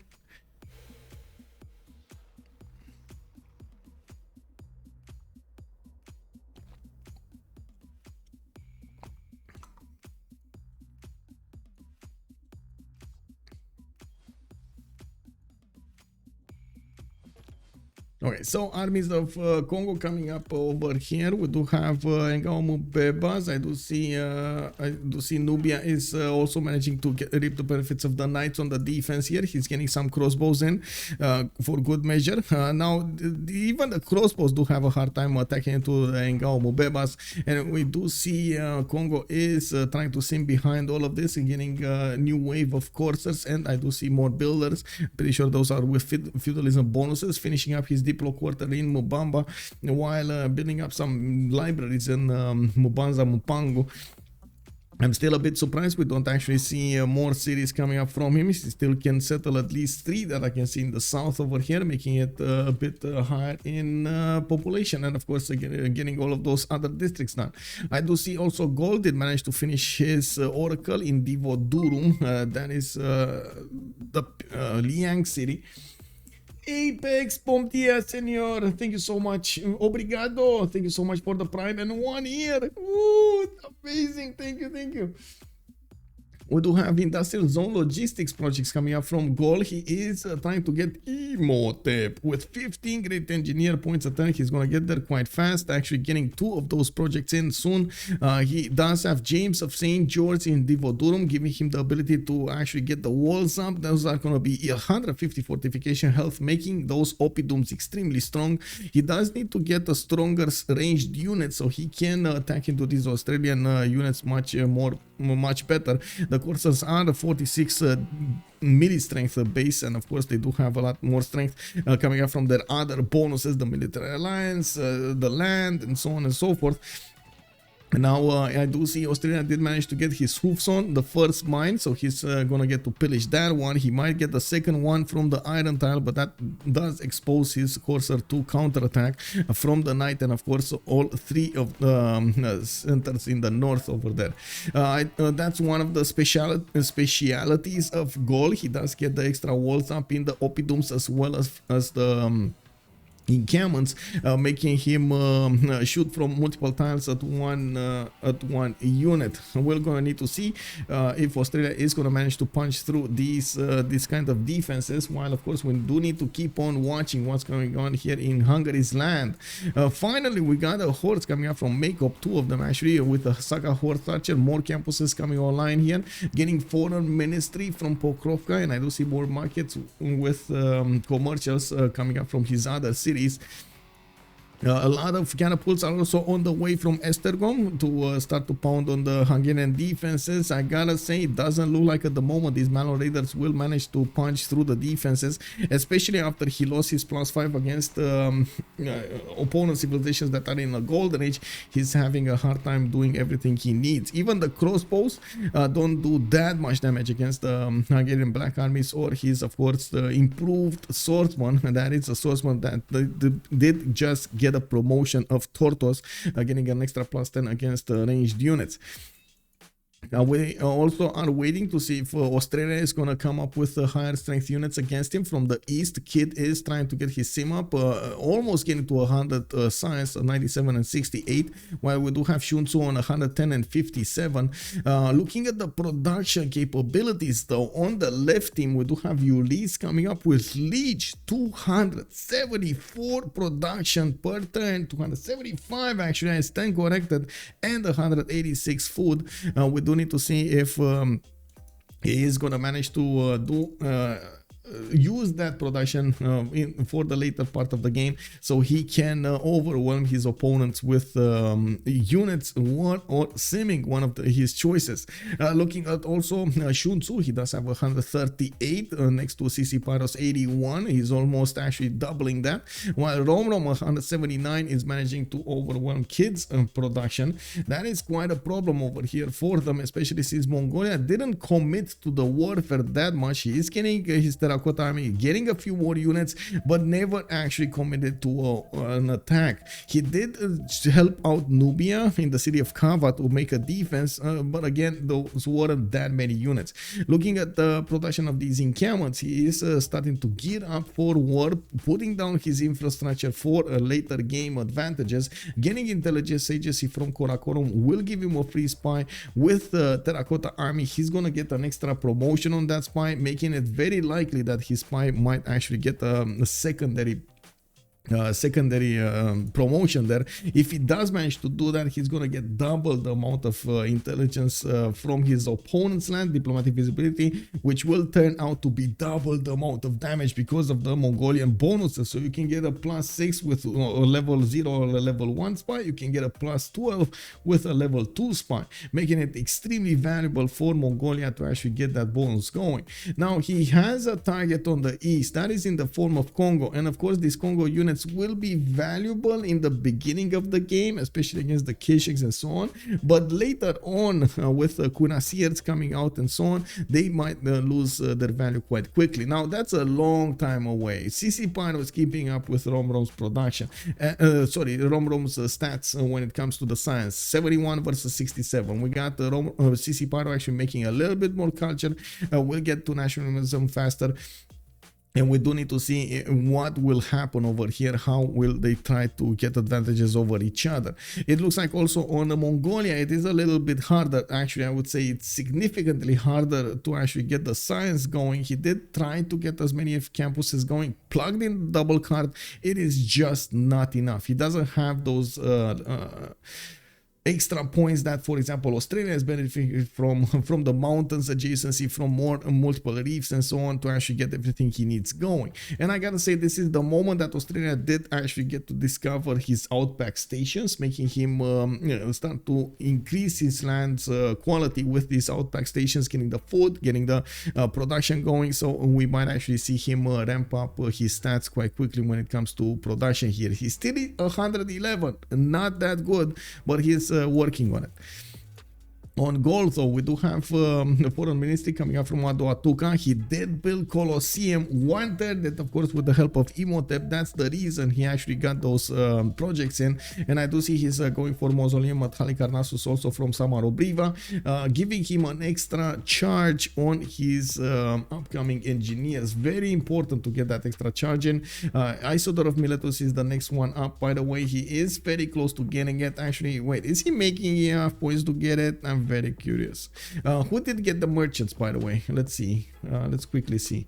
I see Mongolia did manage to get Marco Polo, and I don't think Ibn Faldan did come. Yeah, it didn't actually get to reveal. Okay. Okay. No religion throughout the game. We didn't see anybody put down Stonehenge, nor did we see anybody put down a holy site. Looks like it's all out war on every tile over here. And I do notice Kongo is trying to see what's going on here in Konakoto, trying to figure out, like, okay, is Mongolia actually building something? Is he not? Like, he really wants to see what's going on. We do have him also managing to go to pillage one of these parks here. Might actually get a second one if Mongolia is not fast enough on his hoofs to cover that end over there to the south.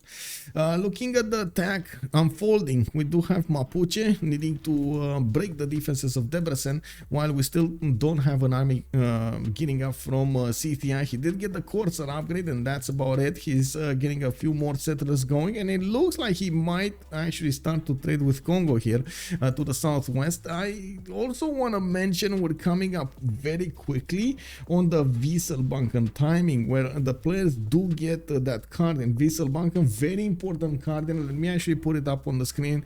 You gotta usually switch to external trade routes, benefiting from the extra food, extra production towards your ally, and also the advantages that you get from alliances. It's very, very important to get those, not only the military alliance, but the science, the cultural alliance between your allies.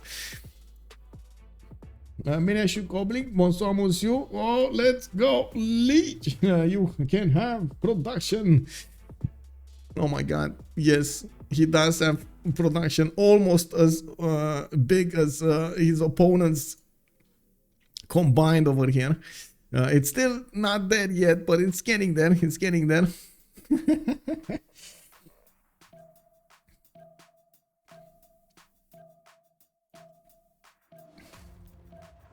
Yeah, Gaul can probably squeeze it in. One charge of Imhotep after Mausoleum. Yeah. Where is Imhotep, by the way? It's just, you know, this is Isodor. He did manage to recruit Isodor. I don't see Imhotep. I think he used Imhotep, right? Yeah, I think he used Emotep. James is creating a defensive line on the west side. As you can see, he's actually defending Ulyssio, Novio Dunum, and focusing down Ratumakos. I think he's gonna go there, while Isodor is gonna go and build Mausoleum at Halicarnassus. Very nice, very nice. They can get the trade routes going, and you can see Gaul already started to send those external trade routes towards Nubia, starting to actually reap some benefits from it. Lege is 96 science, 79 culture. Still the biggest one when it comes to the production, 322 and 199 food.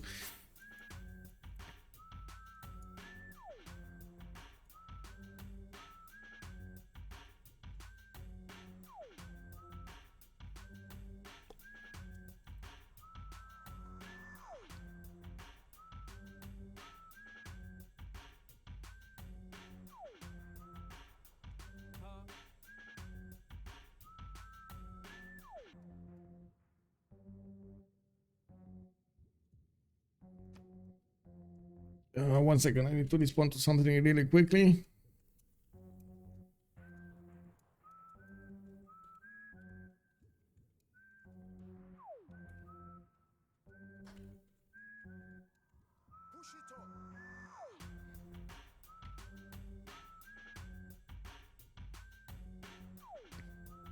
Okay, big problem for Ulyss is gold indeed. Actually, I gotta say, Gaul is not really well known for making that gold work, but he is trying to get some of these harbors out. There's gonna be 0 adjacency harbors, making it very hard to actually get some gold in, while yes, he's gonna use the trade routes for the extra gold benefits. Now, we do actually see a few tasks that he improved with extra gold. For example, the truffles. It doesn't actually make it very, very good. On the other side, we do have ETPI getting over his 100 science and 61 culture. He does also have 111 gold at 10, making it actually, what is it, double the amount of his opponent, almost double the amount of his opponents. And it is, of course, going to be more and more pressure on Hungary, because yes, he's going to need the gold to upgrade his units and get new ones in. He's hard building as many as he can. You can actually see it takes him a long time to recruit these black armies with the hard production, while ETPI is moving in. I do also, if he is moving in, I do have to say I very much like how Mapuche is using his Malon Raiders on the front line to get harder units over there, and of course get the defense going, while he's using crossbows to attack from behind. I would have loved to see more pressure coming up from Scythia. I understand why he's not doing it, especially because he does need to sim, and this is not an easy nation to sim with. Scythia does have, I would say, quite a few war bonuses, but it's not one of those nations that you're gonna like to sim with. Yes, kurgans, yes, production, some gold and so on, but oh man, it's just not on the same power level of Gaul when it comes to simming, especially now that Gaul did manage to get his Colosseum. You can see he's getting the happy citizen how to say bonus over here in multiple cities. He's gonna get quite a few more stats coming up from that. Also, I'm pretty sure Lege will need to start building up his campuses and everything in them. Elephant Guy, good evening, sir. We got a raid over here going on. Say hello to the raiders. Elephant Guy, much appreciated, sir. How have you been doing? How are you coming up with the games over there? Hello, hello. Thank you so much. Thank you so much, sir. Big shout out to Elephant Guy. He's been streaming quite a bit of his games over there. Much appreciated, sir. Doing well. Just lost a scrim against WCG. Well, I'm pretty sure that was a lot of experience. You know, I'm pretty sure that's still it's added value for you. Pirate Raiders, Hemelik Bruken, hello there, sir. Welcome, welcome. Close game though, turn 90. Very good, very good, very good. We are still on the lakes map, and this is something that we haven't seen a lot of the times in the competitions, in the qualifiers. I do want to turn your attention to the map. You can actually see a lot of action going on. Kongo did poke a little bit at Nubia, and you can see actually he couldn't manage to break the Nubian defenses, especially with these double rivers over here. It was quite hard for him to push through. We do have Hungary being pressured by Mapuche. Hungary was forced to go into a dark age, and looking at what's going on over here, it looks like he cannot break the Hungarian defense easily. He does have the stats to keep on trying to sim over there, but you can see it's man, triple the amount of science. We do have about the same amount of culture. He's still losing units here. Hungary is starting to put these black armies to work and doing as much damage as he possibly can against the Malon Raiders, while ETPI did stop simming behind all of this. He's trying to get an intelligence agency, did manage to get another city to the north, Willy Mapu, and I do see he's building, training more of these Malon Raiders to keep the blood flowing on the front line. Now we do have the biggest goal with theater squares coming out from Aduatuca, more of these libraries coming online, and of course some trebuchets on the west side. He does need to be careful with Mapuche sending a few raiders towards him. These Malons are gonna try to get into his cities, but of course he did use James of St. George to increase that city defense to 150. Very good bonuses coming around there. He's also gonna need to place down more of these campuses all over the place, so he gets the science going. I'm actually a bit surprised he's not focusing that down. I'm pretty sure he could get very quickly those campuses, the libraries and the universities in them, making him jump up in science. We do also need to see how Mongolia is going to try to get his next advantages going. He's still under 100 science with 89 and 64. We do have 191 production coming up from him, 174 food, 2 tons from Terracotta Army. He's going to build 3 spies. He got 3 spies, got 1 from intelligence agency, build another one, and now he's training another one. We'll need to see where he's gonna put his spies in. I do also notice he's putting down morning cannons for his upcoming infrastructure. He's getting the orders in there for the movement, and I'm pretty sure he's gonna need to find a target. Now, is this gonna be Kongo on the east side?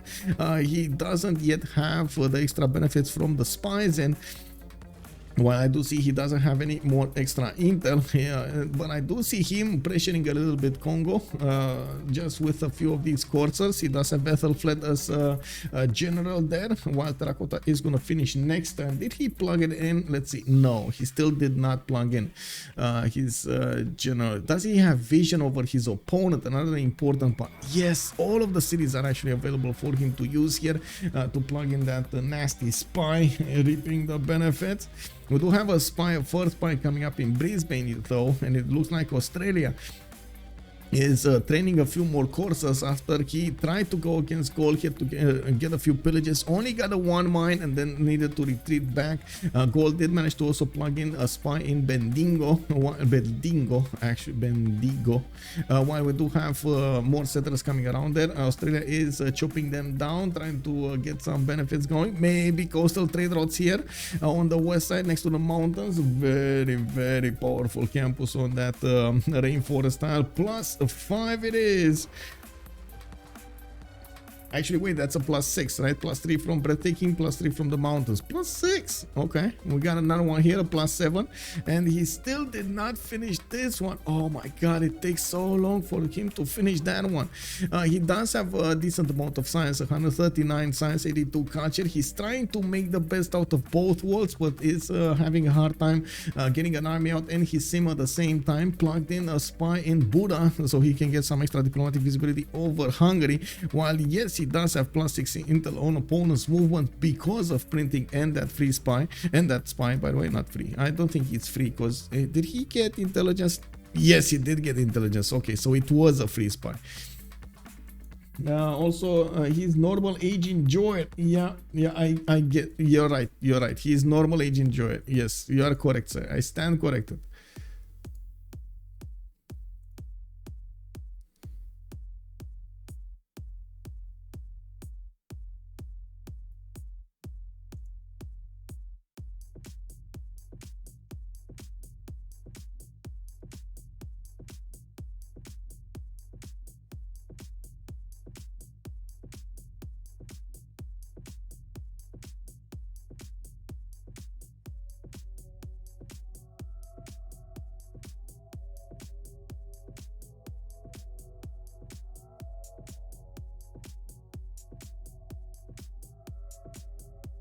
1 second.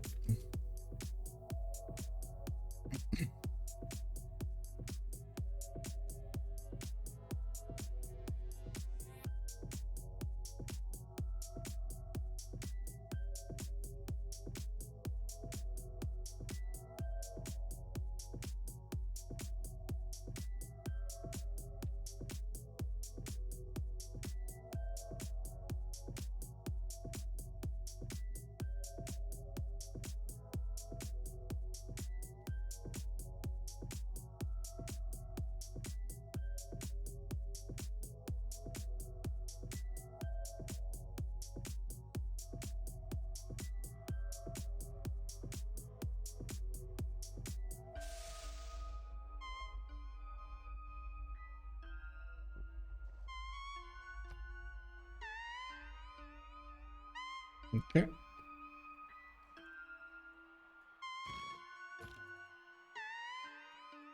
There we go. Sorry, I got distracted. Need to respond to messages over there. A lot of stuff is happening with the CWC after the wildcard started over there. We do need to respond to all of the messages in time so the players do know what's going on, what can happen, what are the settings, and so on and so forth.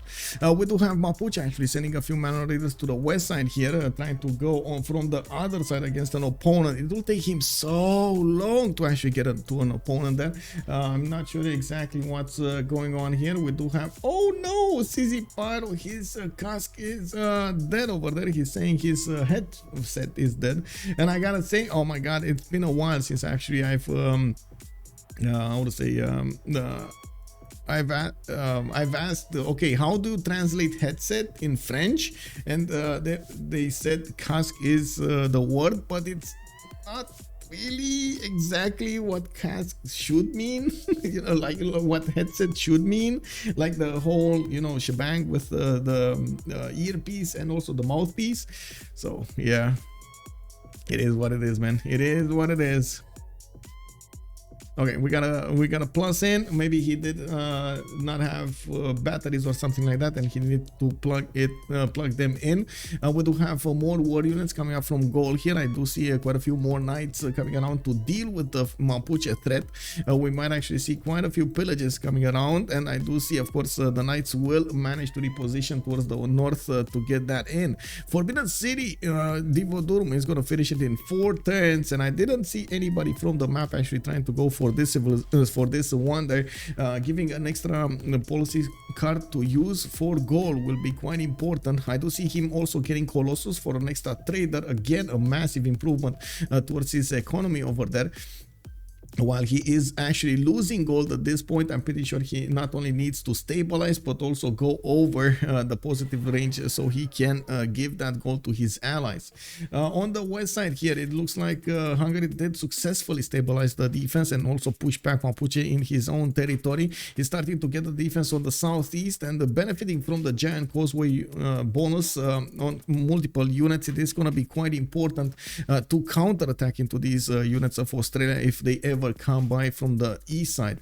Now we do have a level 1 spy from Mongolia. Of course, Mongolia did finish up his terracotta army in the city of Choir. He does have multiple spies walking around the nations over here of his opponents, giving him the extra bonuses towards his diplomatic visibility, while he is also converting those bonuses into straight up combat damage. I still don't see one in Kongo though. It feels like he's kind of ignoring Kongo, maybe because of the Mvembas, but I gotta say, looking at what Kongo has to deliver over here in the city of Mupango, he still would have been able to overwhelm this defense with just straight up knights. Not to mention get some support from Nubia to get in there. Nubia did manage to actually get a lot of stats out. He's on 181 science, 62 culture, did manage to actually supercharge these pyramids with a lot of these campuses, started to finish his universities in there, and now finally putting down some more encampments. He has 3 for good measure, and I do see multiple builders coming around so he can improve more of his land. Getting an industrial zone from Mero. Where is this coming up? What is this going? Oh, I see. So he's gonna get this tile at least, this pyramid better. Okay. Still has more cities to go and settle to the north over there of Icon and Mero. A good river is giving him the bonuses, while the mountains to actually get some good campuses. Kongo is also sending a few coursers to try to figure out what's going on here. From the north, he might actually get to pillage some builders. You can see Sun-Tzu doesn't have any defenses to the north, but he does have some newly built coursers and knights that are standing by in his main cities, the main two cities that he could actually reposition, deploy to encounter these coursers. I do have to say the Malon Raiders of Mapuche did manage to get in to the Gallic land, and as you can see, they did manage to pillage 3 tiles over here next to Novio Dun. Wait, was that explosion? Cause oh my god, okay, got the Gavron Plaza pillage, he got the commercial pillage, got a lot of gold from this. More mines are coming around there, of course, taking away also the Gallic Gavron Plaza bonuses. ODS Chamber and Foreign Ministry got pillaged. While I don't think that's gonna phase gold that much, he's still gonna need to put quite a few turns to repair those tiles. Okay, maybe the French had headsets for construction workers at, yeah.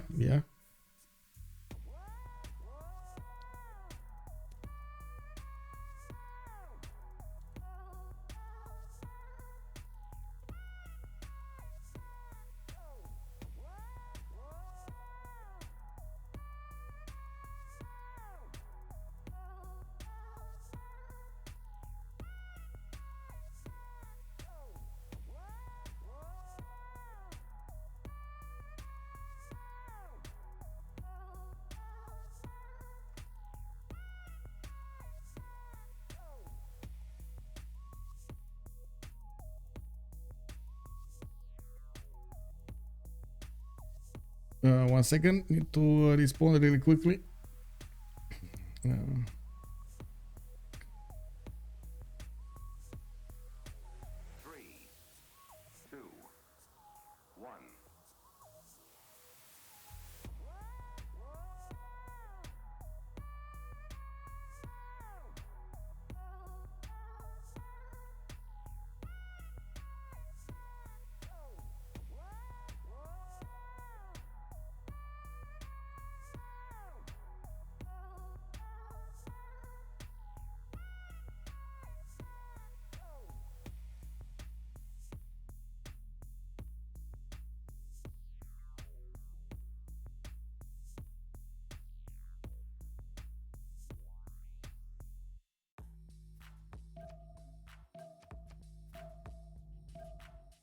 Okay, so we do have the repairments of the Gallic Government Plaza. I do want to quickly double check what's happening here with Mapuche. We do have actually a Mongolian spy getting in makeup, maybe to steal some gold from Scythia. I find it extremely unlikely that he's actually going to go against that nation. It's actually free, well, relatively free sim here. We do have more universities coming up from Mapuche and getting the campuses going.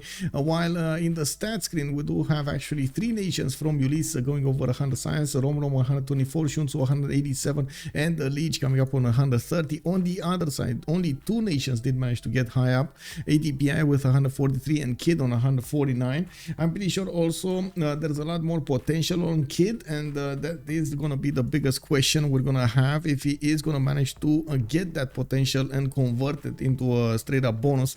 And now he's trying to do a run, an attack run with straight up calves, with that benefiting from that extra advantage of science, but honestly I do have to point out these calves will have a hard time punching through the black armies.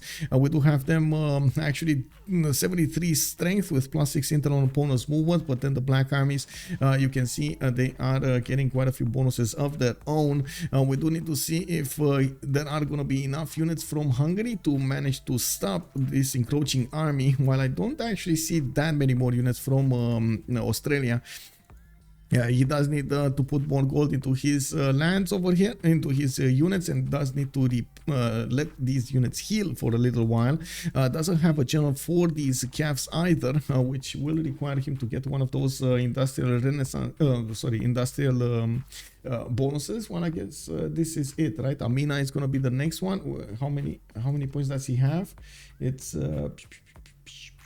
Well, only 1 point a turn. Well, I guess he never actually got these encampments going. And as you can see, he's actually building one from Canberra. It's going to take a while to get there. The calves are over here on the bottom tree.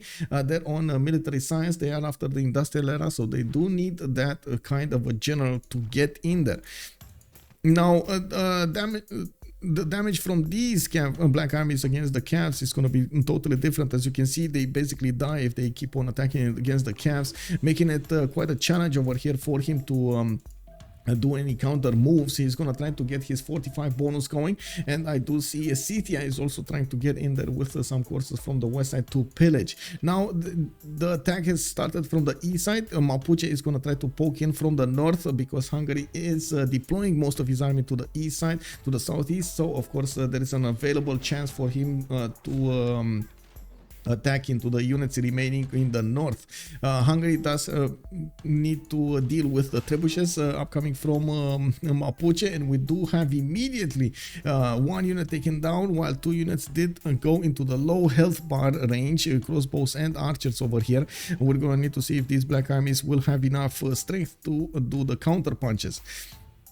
We also need to see if the economy is going to be strong enough to withstand, to upkeep everything they need here, and of course upgrade everything in the next part of the game. ETPI is sending a few more coursers to try to help out with the attack on Mapuche, on Hungary, while I do see Mapuche's spy is in that city. Fangario, hello there, sir. Also, does Sprig have an escape settler? I don't think he ever sent one. No, I don't think he has a choice to send one even. I don't see any city over here. Yeah, there's like no city over here. Now we do have actually Mongolia retrieving those attacking units from Kongo after, of course, he did make Kongo upgrade a few units here. They do see what's going on in Mvemba because of that Nubian spy, and I do see more of these knights are coming out of the cities. Mobila is also getting spied on. Mongolia did plug in Suke Batar, that's the name of the Mongolian spy, which will need to be activated. I'm actually curious if he's gonna try to do a mission first, maybe unplug the Governor Victor or something like that. He does manage, he has a chance of promoting himself to level 2. It's very important to get that going.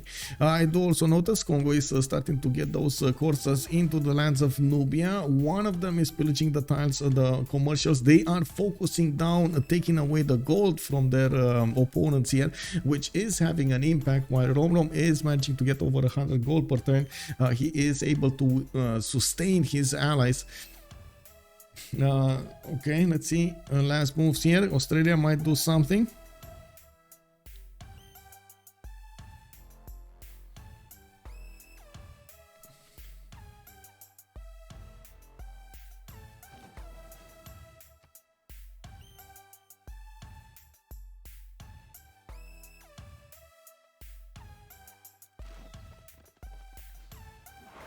Okay, I see Hungary did manage to focus down one of the courses of Scythia, while boom, Mapuche gets in with the trebuchet and deals the damage against Debrecen.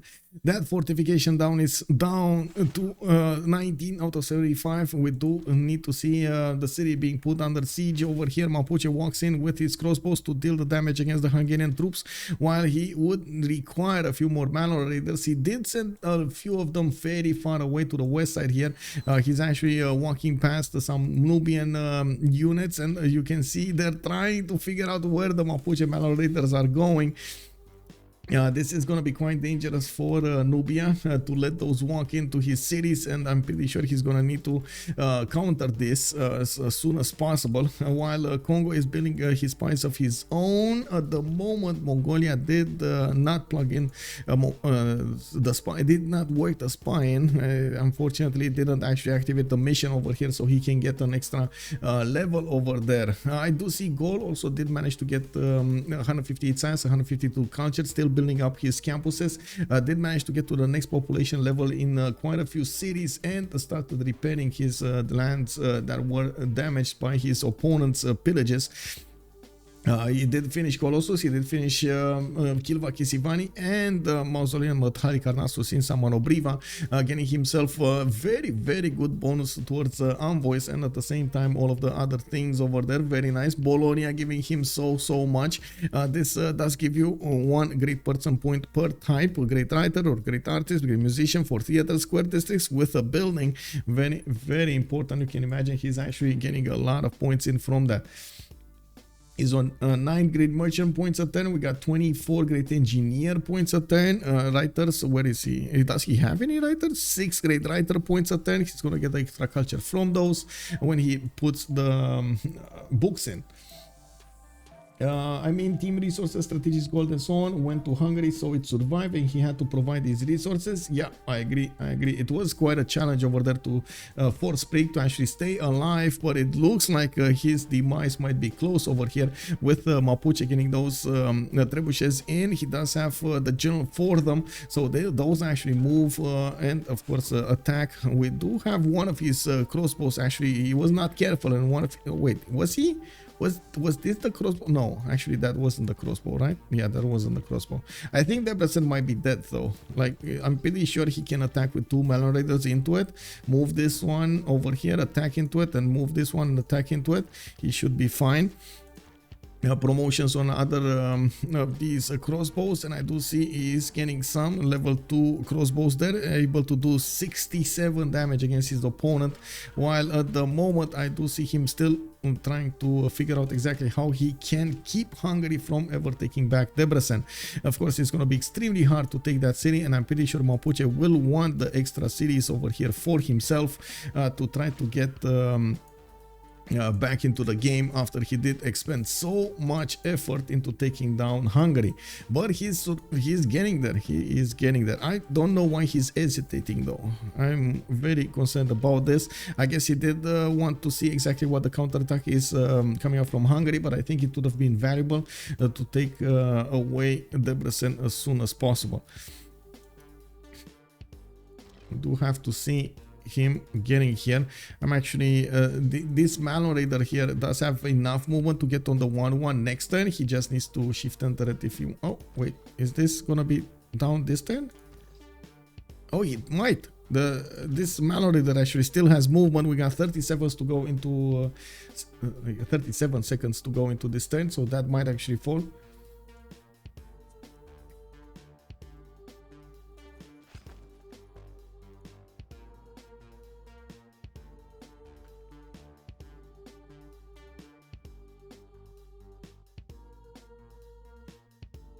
Hungary full dead is huge indeed, although I do believe later on in the game Lege might get way too big for anybody else in the game to handle, especially if he does manage to get those tanks going everywhere. He will manage to clean the map up quite quickly.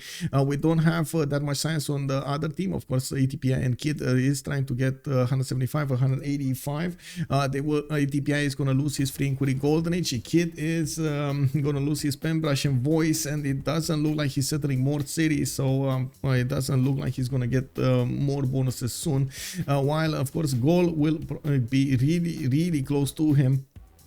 We do need to see if Australia, with the help of Mapuche, is going to manage to defeat over here Hungary, but it does look like that's going to happen. Debrecen is one attack away from falling, while we do have a Malon Raider able to come from the north over there into the city center and take it out entirely. Yeah, we do have these calves from Australia coming up from the east side, and they did manage to push back most of the Hungarian Black Army. Some of them retreated to get the defense to the north. Some of them did get to withstand a lot of power from these calves, but did not manage to totally stop the attack there in its place.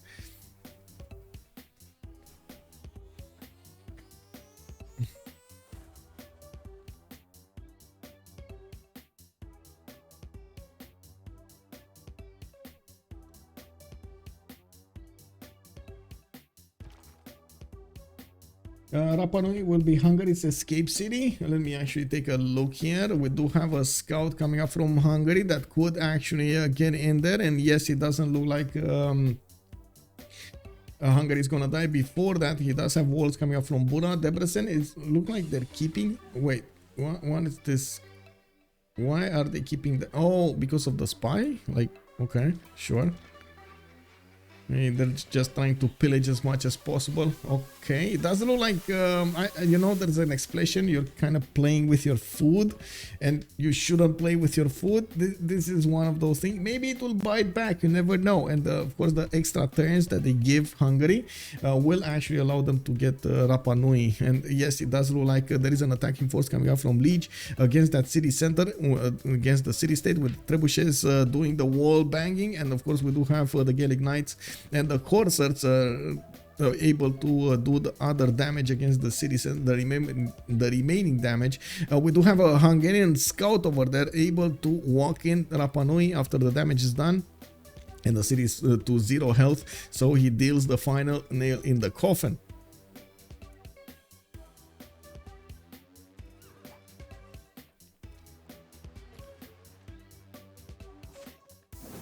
Okay, Debrecen coming up here. It looks like it did get taken down. Now Mapuche did lose some extra intel. No, it did not actually. Wait, is this real life? It did not lose the intel. Okay, okay, very nice, very nice. Let's see, east side. Is Mongolia getting up for war? We do have military engineers, military academies, military academies, military academies. Romrom is on 172 science. He's going ballistics, nationalism in 5. So yeah, he is starting to get those tanks. This is going to be extremely dangerous, by the way. Tank cores from Romrom with +12 on them will kill everything from the map. Yeah, this is not an easy way to defend. There is no easy way to defend those. Mapuche out of horses. Yeah, he lost quite a few of his Malon raiders here. And looking at the north of Nubia, it does look like he keeps on trying to do the attack maneuvers against Nubia, keeping him busy. Now Nubia did get to cuirassiers and field cannons, making it much more easier for him to actually do the counterattack or withstand the damage of these Malon raiders. Even if Kongo is trying to push in Icon, it doesn't look like he's going to have any success here. The biggest thing is the economy. They don't have that much gold to upgrade their units. Also, wait a second, I might have spoken too soon. We do have Romrom actually 106 gold. Sun-Tzu is 68. Lege is 50 right now. He is starting to get his economy going, putting down more harbors and even getting a frigate. Oh, kick W.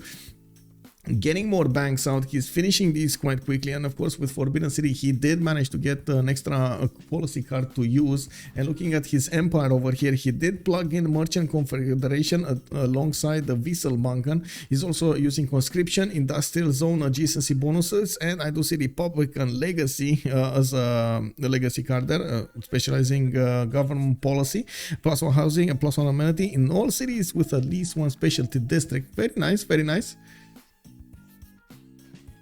They still need 2-3 turns to get trebuchets to shoot the taken city. Oh, okay. Well, let's see. Puna, Pex. Oh, you mean, wait, whoa. Rapa Nui, right? You're talking about Rapa Nui. Yeah. Yeah, it will still take a while over here, while it does look like Australia did keep on pillaging the tiles of his opponent, lost one of his camps here, and I do see Hungary trying to dwindle down the number of Mapuche units attacking into him. We still have 2 of these trebuchets available to do the attack runs, and I do see the trebuchets do have the advantage of upgrading into bombards. He will require a bit of niter, and he will require a bit of gold to actually get that going. If he has been in low gold range for quite some time, but man, oh, look at the gold on this guy. He has 809 gold in the bank because of all of those pillages from Hungary cities. And our Rapa Nui is actually going down quite nicely here. Hungary does have this scout able to walk in. As you can see, it takes a lot of damage. The city of Rapa Nui needs to be taken down to 0 HP so the scout can walk in and have a successful city. I also want to point out that's not that far away from Mapuche's unit from the west side. I do have to say, and yeah, I'm gonna say it again, this river over this how to say, not the river, the inner sea to the east of Mapuche is a big problem for moving units on the east side. It will take quite a bit of time for him to deploy an army on the east side if he wants to. Of course, Australia in the south did manage to settle Perth, which does give him the advantage of coastally trading with Mapuche, able to get more gold per turn from that. And even so, Kid is still on 13 gold right now. That's quite a bit low, I gotta say. 13 gold per turn is not that big, and they're still not finishing up Pex and Buddha. They're giving so many points to, well, I guess they're giving so many chances for Sprig to get out of that. So if they don't benefit from the loss of a military alliance on Chacun Pour Soi, it will be quite tough for them to go into the next part of the game, especially with the next Golden Age coming up right now. We do need to see if anybody's gonna get, yeah, Romrom heroic, we got Lege heroic. Okay, they're not gonna get that many good bonuses from this setup, but still, it's gonna be something. Let's see, preserves and down this.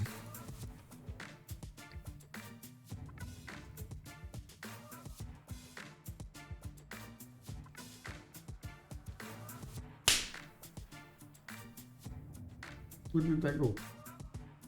Man, we got mosquitoes. Oh no, we got mosquitoes.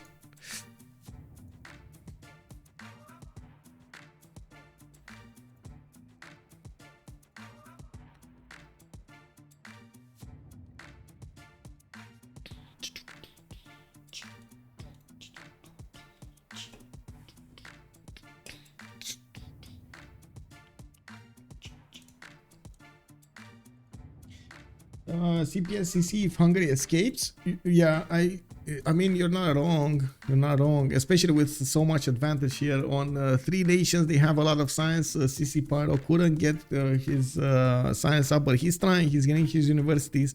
He spent a lot of production attacking into Nubia to no avail. Actually, Nubia did manage to keep on simming behind all of that attack. He did get the support help of Mongolia a little bit, and of course Mongolia getting up for war is going to be a major issue in the next part of the game, especially against Kongo. While Kongo is on 70 science and 68 culture, you can imagine Romrom will get there in tanks much faster than him, and he's not going to have available even pike shots to defend against those tanks. I gotta say, the pike shots are basically paper thin when those tanks of Mongolia will walk in. I also want to see if this yeah, there we go. Neutralized governor is going to be the first mission of Sukebatar in the city of Mobula. He is going to try to get the level 2 going against Kongo, which will give him the plus possible plus 12 against his opponent, which will mean so much. Plus 12 on tanks is basically a death sentence.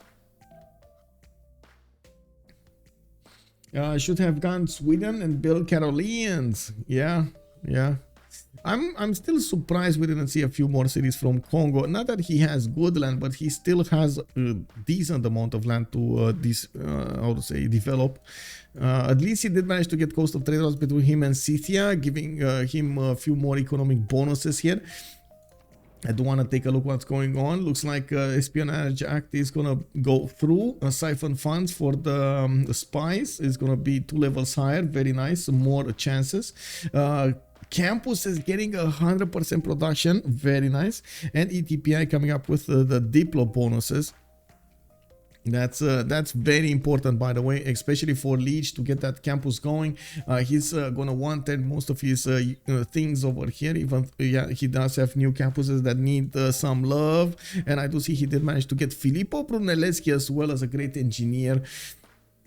We do have already him getting the benefits of industrialization with factories starting to pop into his production queues. We're going to need to see him start to get a few more.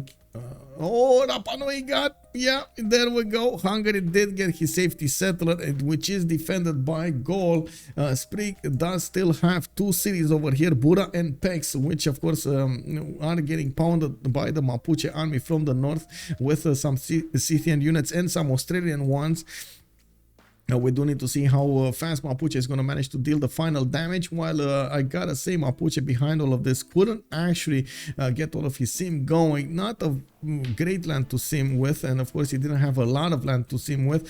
This was his only option to go against his opponent Hungary from the south and take over his empire.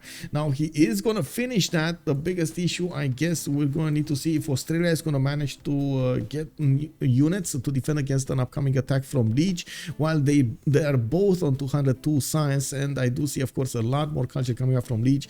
You can imagine nationalism, you can imagine mobilization, and early fascism coming up from Lege, which will matter so much against Kid.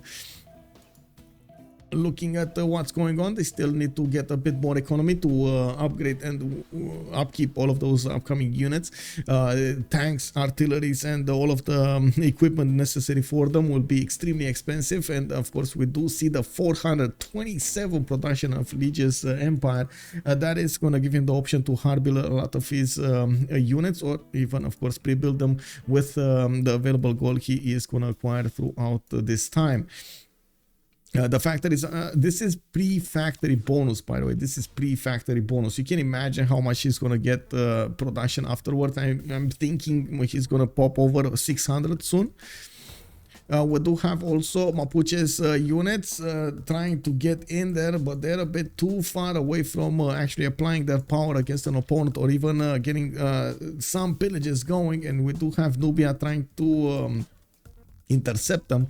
I do see Nubia does have a knight there, able to keep a few Malon raiders in touch. We do have calves on the way, cuirassiers also for good measure, and I do see finally we do have Nubia getting up for his own warfare. Multiple encampments are getting the advantages going in there, with the sables going, with the armories, and of course he's going to follow that up with military academies.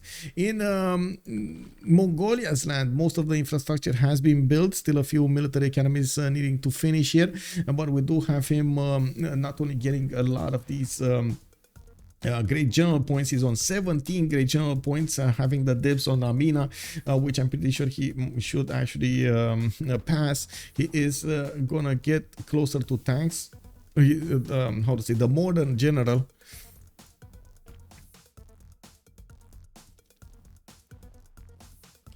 How does Sun-Tzu have such high science with so few cities? Do they hold on to blues? Yes, they are holding on to how to say, Lege has Bologna and Taruga is on Sun-Tzu. Yep, they are actually benefiting from both of these science city-states, and it doesn't look like anybody's going to get to Taruga anytime soon. We do have also Bologna defended to the north of both Nubia and the Gaul. They can keep both of them quite nicely throughout the remaining of the game. On Romrom, we do have a Heroic Age with Reform the Coinage, Sun Dracones, and Monumentality. Golden Age. Lege is also in the same kind of Heroic Age, while Sun-Tzu is in a Normal Age and Sprig is Dark Age. He lost his capital, by the way. The capital of Buddha did get taken over by the Australian units and not the Mapuche ones. A bit surprising, but I guess Australia does need all the help that he can get. The trebuchets are repositioning to attack against the city of Pex here, and they will deal with the walls soon.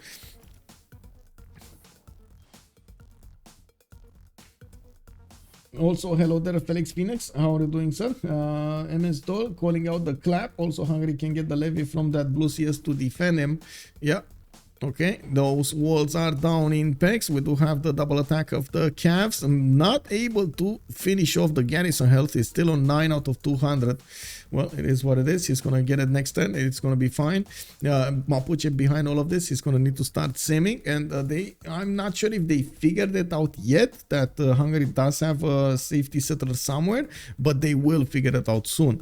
Hungary is just getting another settler here, and he might actually pop over one next to Ive the Sahara to keep on making it harder and harder for his opponents to get to him, while I do see Mongolia starting to get a bit more culture as well. With 100 culture, he's gonna try to get to, there we go, nationalism. Next up, he's gonna want mobilization, and of course fascism right afterwards. Calves are coming out from Karakorum Kokekota. He's on refining in 2 turns. We might actually see him trying to go for helicopter corps, which, yes, will be stronger than the tanks and faster at the same time.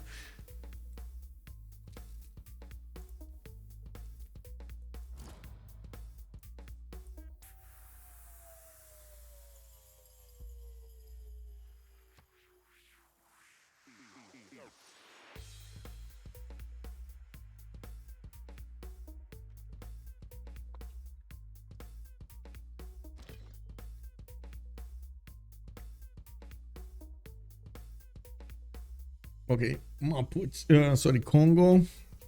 Oh no, Mongolia got the level 2 spy in Mvemba. Suken Batar just got the second promotion. That's gonna be that plus 12 I was talking about, or even more if Mongolia keeps up bonuses against the Congo and Congo doesn't counter them. It's extremely dangerous, extremely dangerous. We do need to see what Mongolia is going to choose to do here, but I'm pretty sure Romrom is going to have the kill maneuver over Congo. We do need to see also Gaul coming up with his production. Looking at his yields, he did jump up to 470. He still didn't finish all of his factories, and of course the coal power plants will really require a bit more time to do so. While we do have Nubian units managing to deal with the Mapuche threat from the north, most of those units did get taken over, and as you can see, Mapuche only has a few manual readers trying to run away. They were trying to get into the cities of Gaul from the north. Unfortunately for him, that's way too much power that he needs to go in and handle. We do have also Aduatuka finally working on the workshop. He is one turning universities, so you can imagine Lege is going to get a lot of science quite quickly here with his extra culture he's benefiting from. He is going to boost everything on the culture tree for his allies. Romrom, I do see him putting down more encampments. He is definitely gearing up for war over here. I do see him also getting calf cores out of his immediately, of course, plugging them into the production queues, so he benefits from stronger units, coring up his coursers on the east side, and of course he does need the general. He did pass on that one. I see him benefiting from 170 points at the moment, while Gaul might actually open this up. At the moment, I can't really say Gaul really needs to get the general, and I'm pretty sure he can get a lot of projects in if he needs to. I don't see a holy side coming up from Gaul here. He might want to get a religion. Interesting choice. Where is his holy side? Oh, this one, it's only a +0. Oh, actually, only a +0. It's a +0. Okay. Well, the military alliance is just too good, and it is an additional focal point. Indeed, I had if you die, you die. Yeah, I know, but in a teamers concept over here, or in the teamers game, it's extremely important to have that bonus. Extremely important.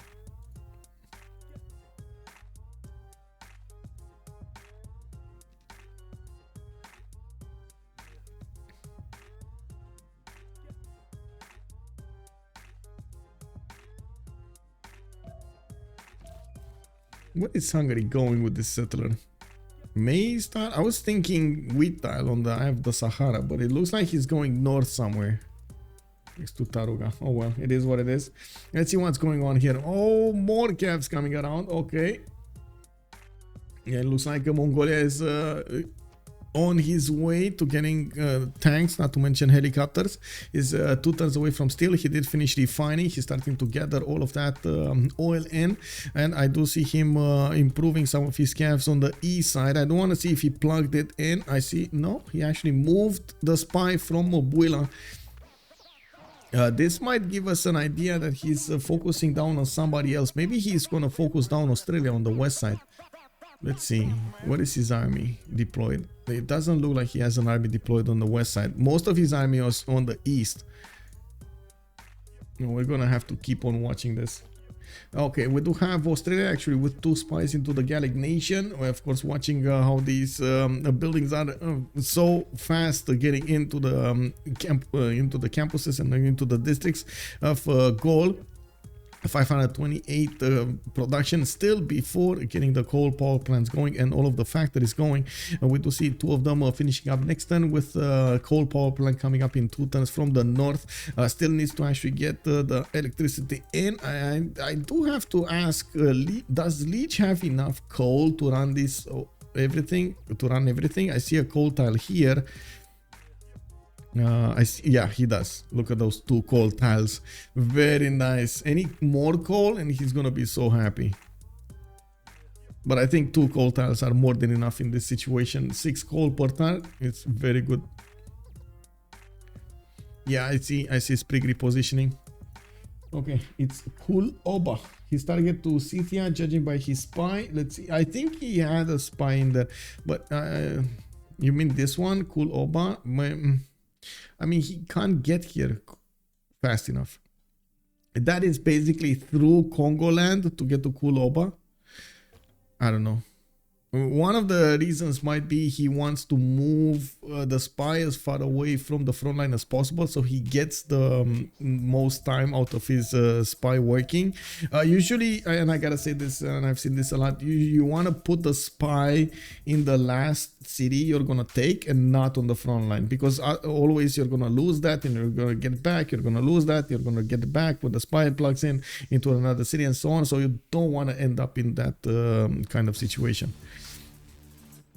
I do see Cav cores coming out from Karakorum, and I guess we can actually see the movement of this unit. Where is he going? Left or right? Left or right? Where is he going? We gotta wait a little bit. It's flu season over there. Yeah. Yeah. Well, it's springtime. It's flu season. Yeah, they need alliance points. Heining Dave is pointing out something very important. Yeah, yeah, indeed.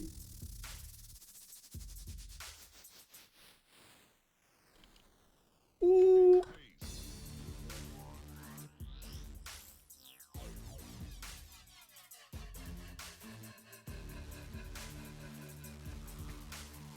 Wait, did it go east? It did get east, right? No, that's a new one. What did it? Hello? Is that it? Is that a one? I think it is the one, right? It doesn't have any more movement, so this one is over here. Okay. Let's take a look if yeah, there we go. He did manage to get Gustavus Adolphus, Renaissance Industrial. We do have Jeanne d'Arc recruited by Gaul, and it looks like Amina was recruited by Nubia, so they got 3 of these. The next one is Jose de San Martin, which is going to be industrial and modern bonuses, and Mongolia is going to steam ahead together with that one. I do see campus research grants coming up from Koraba soon. I do want to take a look who did actually pick up Newton. It was Nubia actually who did manage to pick up Newton, with his universities providing him +2 science from now on. He's also gonna get a free library and a free university in a campus that has none if he activates that great person in there. It doesn't look like he well, he doesn't have any more, but I guess he already got them. Ooh, a free cuirassier here coming up on the lands of Nubia. He never picked it up. Interesting. Maybe he's waiting for tanks. We do have on the east side actually cuirassier course coming alive here from Nubia, and he's starting to build the roads towards Anshan. We do have cuirassiers also from Congo, and they will not have the core ability for some time now. Looking at the tech side here, it looks like Congo is on opera and ballet, very far away from actually getting nationalism, 2 turns away from getting his military science going, so that's gonna allow him to upgrade his coursers into these calves, but still not at the same power level as Mongolia. And yeah, there we go. Mupinda actually did get the spy in, I do believe. We do need to see on the Mongolian units the damage counter here. +12 on intel, +12 on opponents' movements did get activated, so these calves can one-shot right now. They are 97 strength. Go, Mongolia, go. And I gotta point out another thing you gotta take into account. Mongolia does have the ability of capturing an enemy unit, and you can see with so much damage over his opponent's units, especially the cav units, he can capture quite a few of them on the way to attacking the Congo cities. Now he's gonna need and probably gonna wait a little bit more to get all of his calves going, and I'm pretty sure he might actually think with disadvantage in the science to actually go for helicopters. Helicopters will manage to move extremely quickly, not only take over cities but also overwhelm the defenses of an opponent much faster than the tanks. They don't get stopped by land.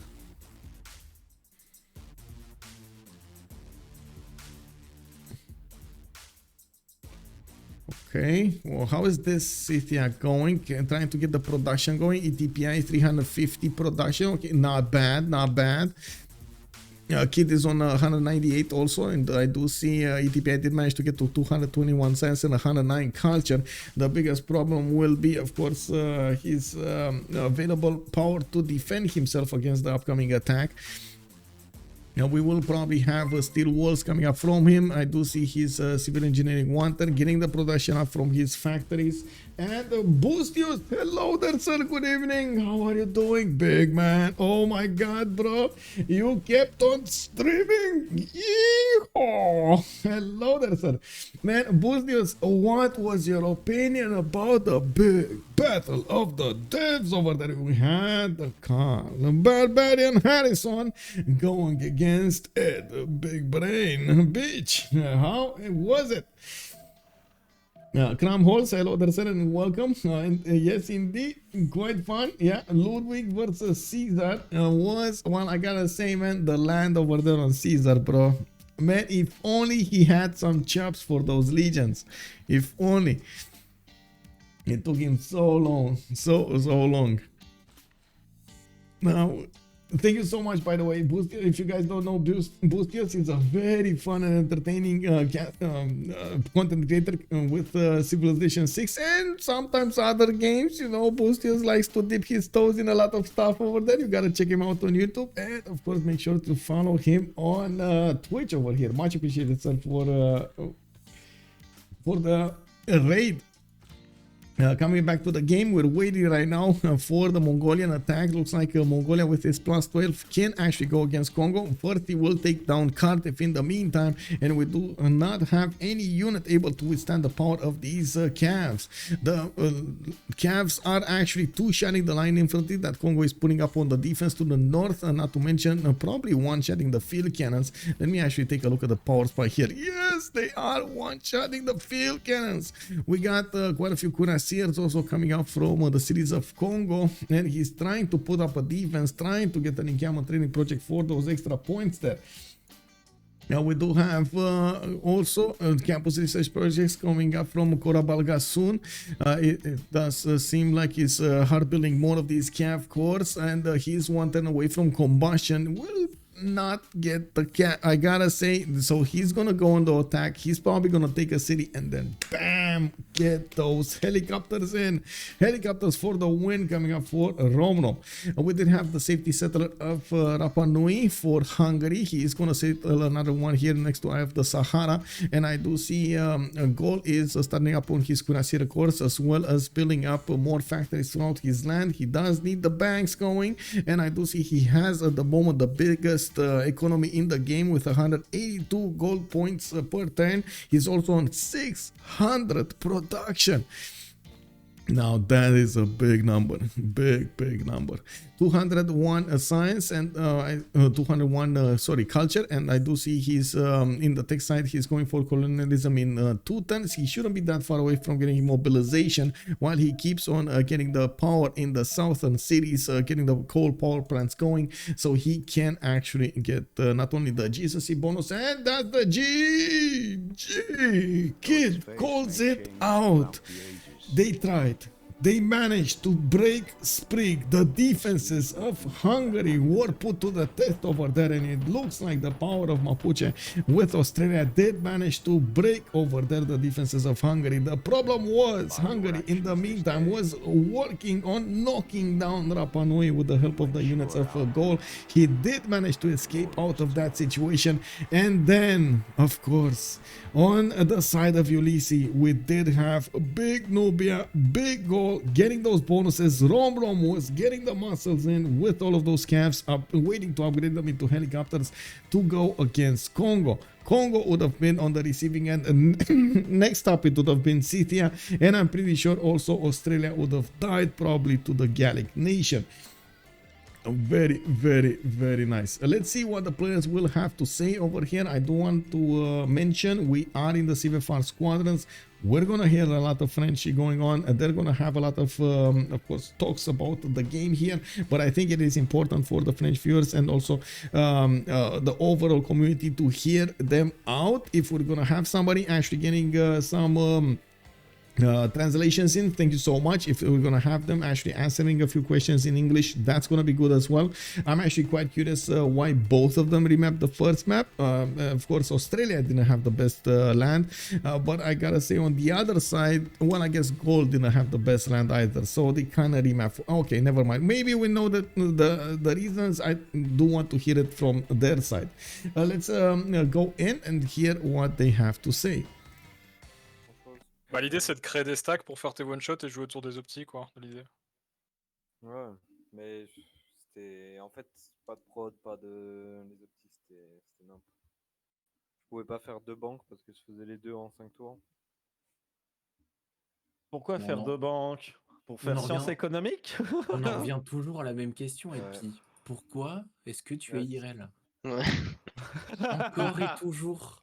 Dès que c'est toi qui tombes free sim, ben on a perdu. Mais non, c'est je trade méchant. que des cives de Platco et à chaque fois on me refile City ou Colombie, quoi. Ah bah c'est sûr que City D'ailleurs, c'est pas Spriggan simple. s'en souvient, hein. Spriggan, première fois que je pique Colombie contre Frérito, ma team me dit tiens Colombie, je fais les gars, j'ai pas joué Colombie, ouais mais t'inquiète. Du coup j'envoie un MP à Spriggan et je lui dis mec comment tu joues Colombie, tu peux me donner des PO. Non mais c'était lunaire, hein. C'était pas possible. Je vais dire, moi je vais vous laisser, je vais me coucher. Bonne nuit. Bah, GG pour la saison. Super débrief, Bonne Pierrot. nuit. Ouais, Ça je fait suis plaisir. fatigué. Mais moi aussi, je suis fatigué. J'ai mal. Moi j'ai mal C'est la là-dedans. communauté, ça? Moi j'ai Ça, mal là-dedans. C'est nos animateurs de communauté, ça? C'est nos géos? Eh bah putain. On est pas mal barré, hein. Ah, il y mais a- s'il n'y avait pas eu un connard qui est Attendez, arrivé attendez. avec 30 minutes de retard. Hein. On n'aura pas karaoké ce soir. Putain. Alors, chier, quand même. le fouet divin, Lege. Encore? Oh, c'est son rendez-vous annuel, non?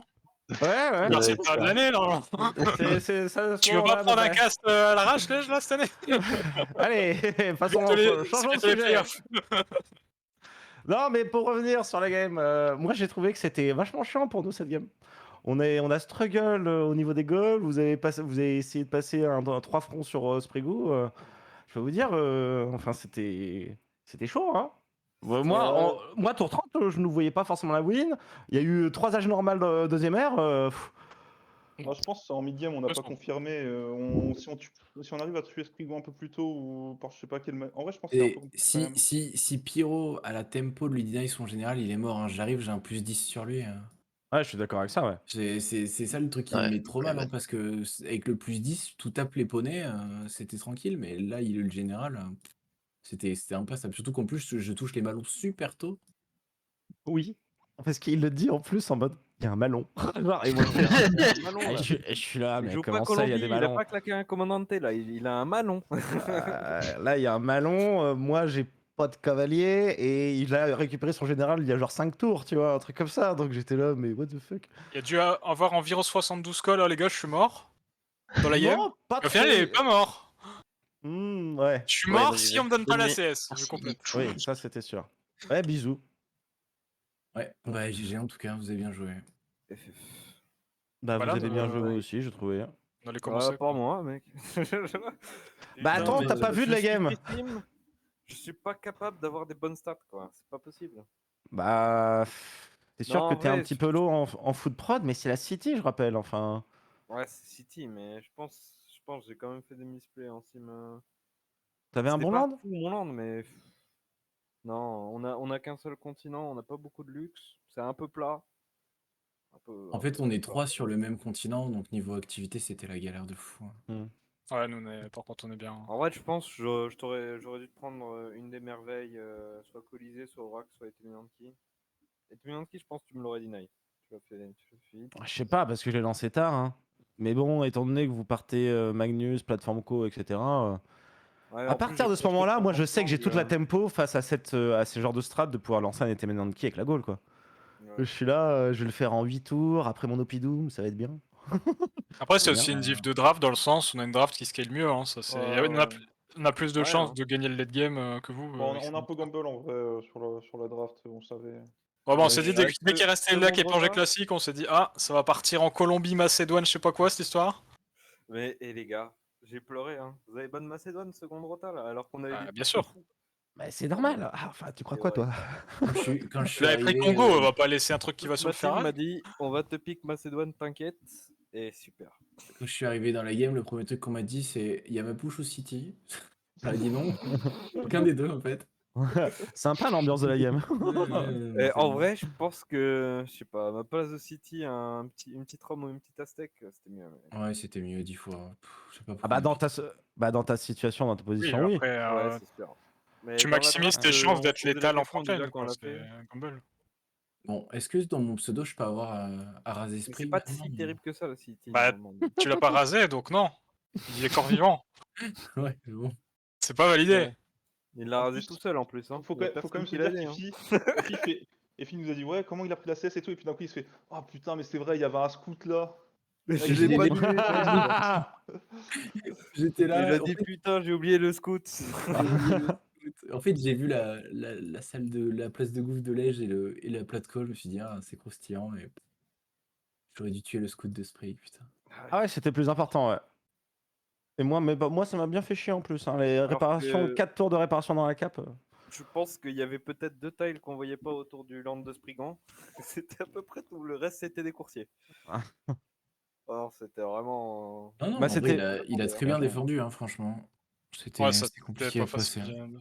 J'ai pas trop regardé, mais ça avait l'air compliqué, cette situation. Ouais. Moi, Ouais, parce j'ai eu un peu peur au début parce que je le voyais sur un late général. J'avais l'impression que vous étiez tous dessus, qu'il allait se le faire deny. Et puis, non, nickel, il l'avait sur le tour comme il fallait. Et après, j'ai vu civil. Oh, je peux expliquer ce qui s'est passé dans mon point de vue. C'est qu'en fait, ben, Ouais. j'ai manqué de scouting en fait. Genre, mon guerrier il est parti à gauche vers le Congo. Du coup, je pensais que moi, le Mapuche, j'étais arrivé par le nord. Je pensais pas qu'il y avait quelqu'un genre vers Estergom. Je pensais que c'était genre, vu que je voyais de l'eau des deux côtés, avec les deux lacs, je pensais que ça se finissait ici. Et du coup, que tu étais à la place de la City. Et du coup, bah, je me pensais assez safe en fait. Je me disais, il y a la City, il y a lui. Mhm. Et en fait, après, tu mets une ville et je vois 3 poneys général pendant que l'autre il m'aggro au sud. Et c'est là où ça part totalement en couille. C'est parti en couille. Hein. Mais c'est ce qu'on a toujours dit, hein, quand tu fais tomber Peut-être que j'aurais dû prendre le Platco into Liang, Liang là. et tout, c'est trop compliqué de revenir enfin vite, quoi. Et Ouais, là, c'est surtout on que te j'aurais dit en fait n'aille en pas fait le général, mais si t'as pas de général, t'es mort. Et encore, je sors oui. mon campement, genre je le pose en 7 tours dans ma B2. Enfin, je veux dire, ma cape, elle a resté à 4 de pop toute la game. Hein. J'avais un mouton de 2 et j'avais une 1-3. Et voilà, fin de l'histoire. Et il y avait un d'autre. Je sais pas si Donc, encore dans la game, mais genre si je posais pas Estergom, je la posais à gauche la ville, et là à gauche la ville, il y a un Kongo qui est parti campement first, il y a une city, je pense, genre pour moi la ville la plus safe c'était au nord, et au final il y avait tout au nord, donc je suis Pourquoi tu l'as pas mis intervenu. de l'autre Vers côté de la l'Australie, cité c'était des pas géants? mieux, non?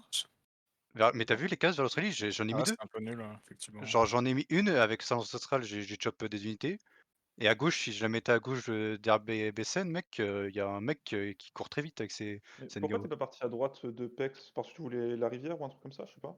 À droite de Pex, mais le Ah, colon le il sort colon, il de s'est envoyé là. d'Herbesen, je vais pas l'envoyer à. Il sort de ma B2, le colon. Je l'envoie soit au nord, soit à gauche. Je vais pas faire 4-5 tours de trajet de plus pour envoyer un colon à droite. C'est nul. Non, je suis d'accord. Je suis d'accord, c'est juste, en fait, c'est trop marrant, sans replay, tu poses ta ville en mode vraiment YOLO, quoi, alors que le mec, il est à 4 cases de Il est toi. vraiment là. Eh, j'ai pas la Et le vision mec, en il fait. est là et J'ai un il est point d'arbre de genre. scout, c'est horrible. Et j'imagine que quand il a vu la ville se poser, il a dû être Ah ouais? là. Mais vous savez que j'avais pile une ville juste au-dessus et je lui ai dit mets-toi là. Ah Et il nous avait mais attends, Surtout il que a posé la ville. j'ai un colon qui part, c'est censé être ma vie de front, Ah celle-là. Je ouais, me dis, j'avoue. bon. Bah, c'est la Et, ville pour traverser la rivière quoi. et je C'est le genre. vois, je me dis, bof, allez. C'est parti, hein. Bah, Bon, surtout bah, que c'est... quand j'arrive, j'ai un +10, quoi. Enfin, Il y avait pas de loyauté à cet endroit-là? Parce que c'est quand même proche. Bah mec, moi j'ai scout à la fin de mon scouting, c'était l'épice. Donc Ah oui, moi ouais, du coup, à mon avis, il te manquait une case pour la loyauté, quoi. genre vraiment moi je voyais rien, genre je voyais qu'il avait un scout dans les parages et c'est tout, hein. Mhm. bon, l'esprit, franchement, merci de m'avoir laissé te raser. En Mais vrai, à cause de toi, on n'a pas pu faire les boss, hein. Genre là ça m'a un peu cringe, mais bon, c'est. À cause de Surtout toi. qu'il me manquait je te dis, il manquait 2 trucs de transcendance, et avec le boss, j'aurais eu quoi, et là j'ai pas pu le faire, bah c'est comme. vu qu'on était IRL tous les deux, on aurait pu y aller, Enfin, frérot. Ouais, mais non, bah non, le moment où c'était chaud, bah c'était 22h30, j'ai regardé. Oh non. T'aurais dû m'envoyer un petit MP en mode 2 tours de paix, s'il te plaît. En vrai, vous avez réussi à faire un petit peu de gold, la City, justement. T'as Ouais. réussi, c'était ok. Parce que nous, on était en train de struggle de fou. Hein. Sincèrement, Ah, il le était bien, congrès, on m'a coupé les frontières, c'était une catastrophe. Quand je vois sur Civ Replay moins 14, moins 12, ah ouais, heureusement que je faisais sans GPT en fait. Et qu'on pillait énormément. Je savais pas qu'il y avait autant de merde. Ouais, les malons ont été pas super rentables. Ils ont été relous, je pense, parce qu'ils ont fait prod beaucoup d'units, mais C'est-à-dire qu'on t'a donné des golds dès que c'était pas rentable? Ok. bah, vous m'avez pas donné des golds, c'est vrai, je les ai prod comme un grand mec. Hein. Il y a eu quoi au total? Moi, chez moi, il y a dû avoir 4 mines. Enfin, 4 mines, non. Une mine et la plateforme Co. Ouais, ouais. Chez Sprig, j'ai énormément La place de pillé. Go. Chez moi, il y a eu 2 fois la même plate co. Avec le marché. J'avais 4000 chez moi, mec, pas plus. Hein. Ouais, mais il y avait des petites plateaux. Ce qui me mettait trop bien, c'est les parcs urbains, mec. Bah ouais, mec. C'est île, ouais, c'est île. Je peux pas les péter, genre, ils sont pas à côté de rivière ou. Ah, bah, je me doute. C'était bien. Et sinon, on a fait une lambda au début de game. Par moi contre, qui dis. les Ah ouais doubles CS bleus dans le bac, c'est bon. Vous avez Ouais, fait c'était une bien ça. Nalanda? Bah, je voulais la récupérer. Au final, bon, bah, c'est de la Nubie. Hein, Ouais, au final, c'est pas si mal. En vrai, C'était c'est bien. pas si mal, ouais, je pense. Oui. Je pense même que c'est mieux finalement. Ah, moi, je pense pas. Moi, je pense pas qu'un non quartier plus, mais- unique avec, de la production en début de game et t'as une ville gratuite, je pense qu'il n'y a pas beaucoup mieux, justement, comme civilisation Oui. pour récupérer une cité-état. Ça dépend, si t'as un Opidum plus 4, ils auraient dû te la laisser, quoi. Oh, même pas. Ah, non, non, mais c'est juste que j'ai Si, il y fait. avait C'est Opidum moi. plus 3 là. Ouais, voilà, t'as un petit marbre et tout, c'est tranquille. Mais même si t'as pas de bon Opidum, enfin, ça va être trop bien. Okay, I'm gonna stop it here. Thank you so much, everybody, for joining us. And of course, I do hope you enjoyed the show between Chacun Pour Soi and Ulyss. We will need to see what's going to happen tomorrow between special battleships and who are they playing against? Was it SBA or was it somebody else? Let me actually take a look over here because I know I wrote it down. Let me see in the cast. It is Legendary Roses. I'm actually. I was wrong on both of counts over there. Legendary Roses is going against special battleships tomorrow at a little bit earlier on 1830 GMT. Thank you so much for joining us. Much appreciated for the follows. Much appreciated for, of course, the subs and the gifts. Anonymous gifter showing up again. Thank you, sir. And I do have to say. I'm still waiting for the games during the weekend. It is the Easter weekend for us in Romania, so I might need to schedule around that. We're going to need to see what kind of games we're going to get, and of course, what kind of content we're going to get throughout the weekend. Thank you very much, everybody, and let's see each other in the next one. Have a good one. If you're coming up from YouTube, throw this a thumbs up, and of course, I do hope to see you live on twitch.tv/OnSpotTV. Bye, bye, bye.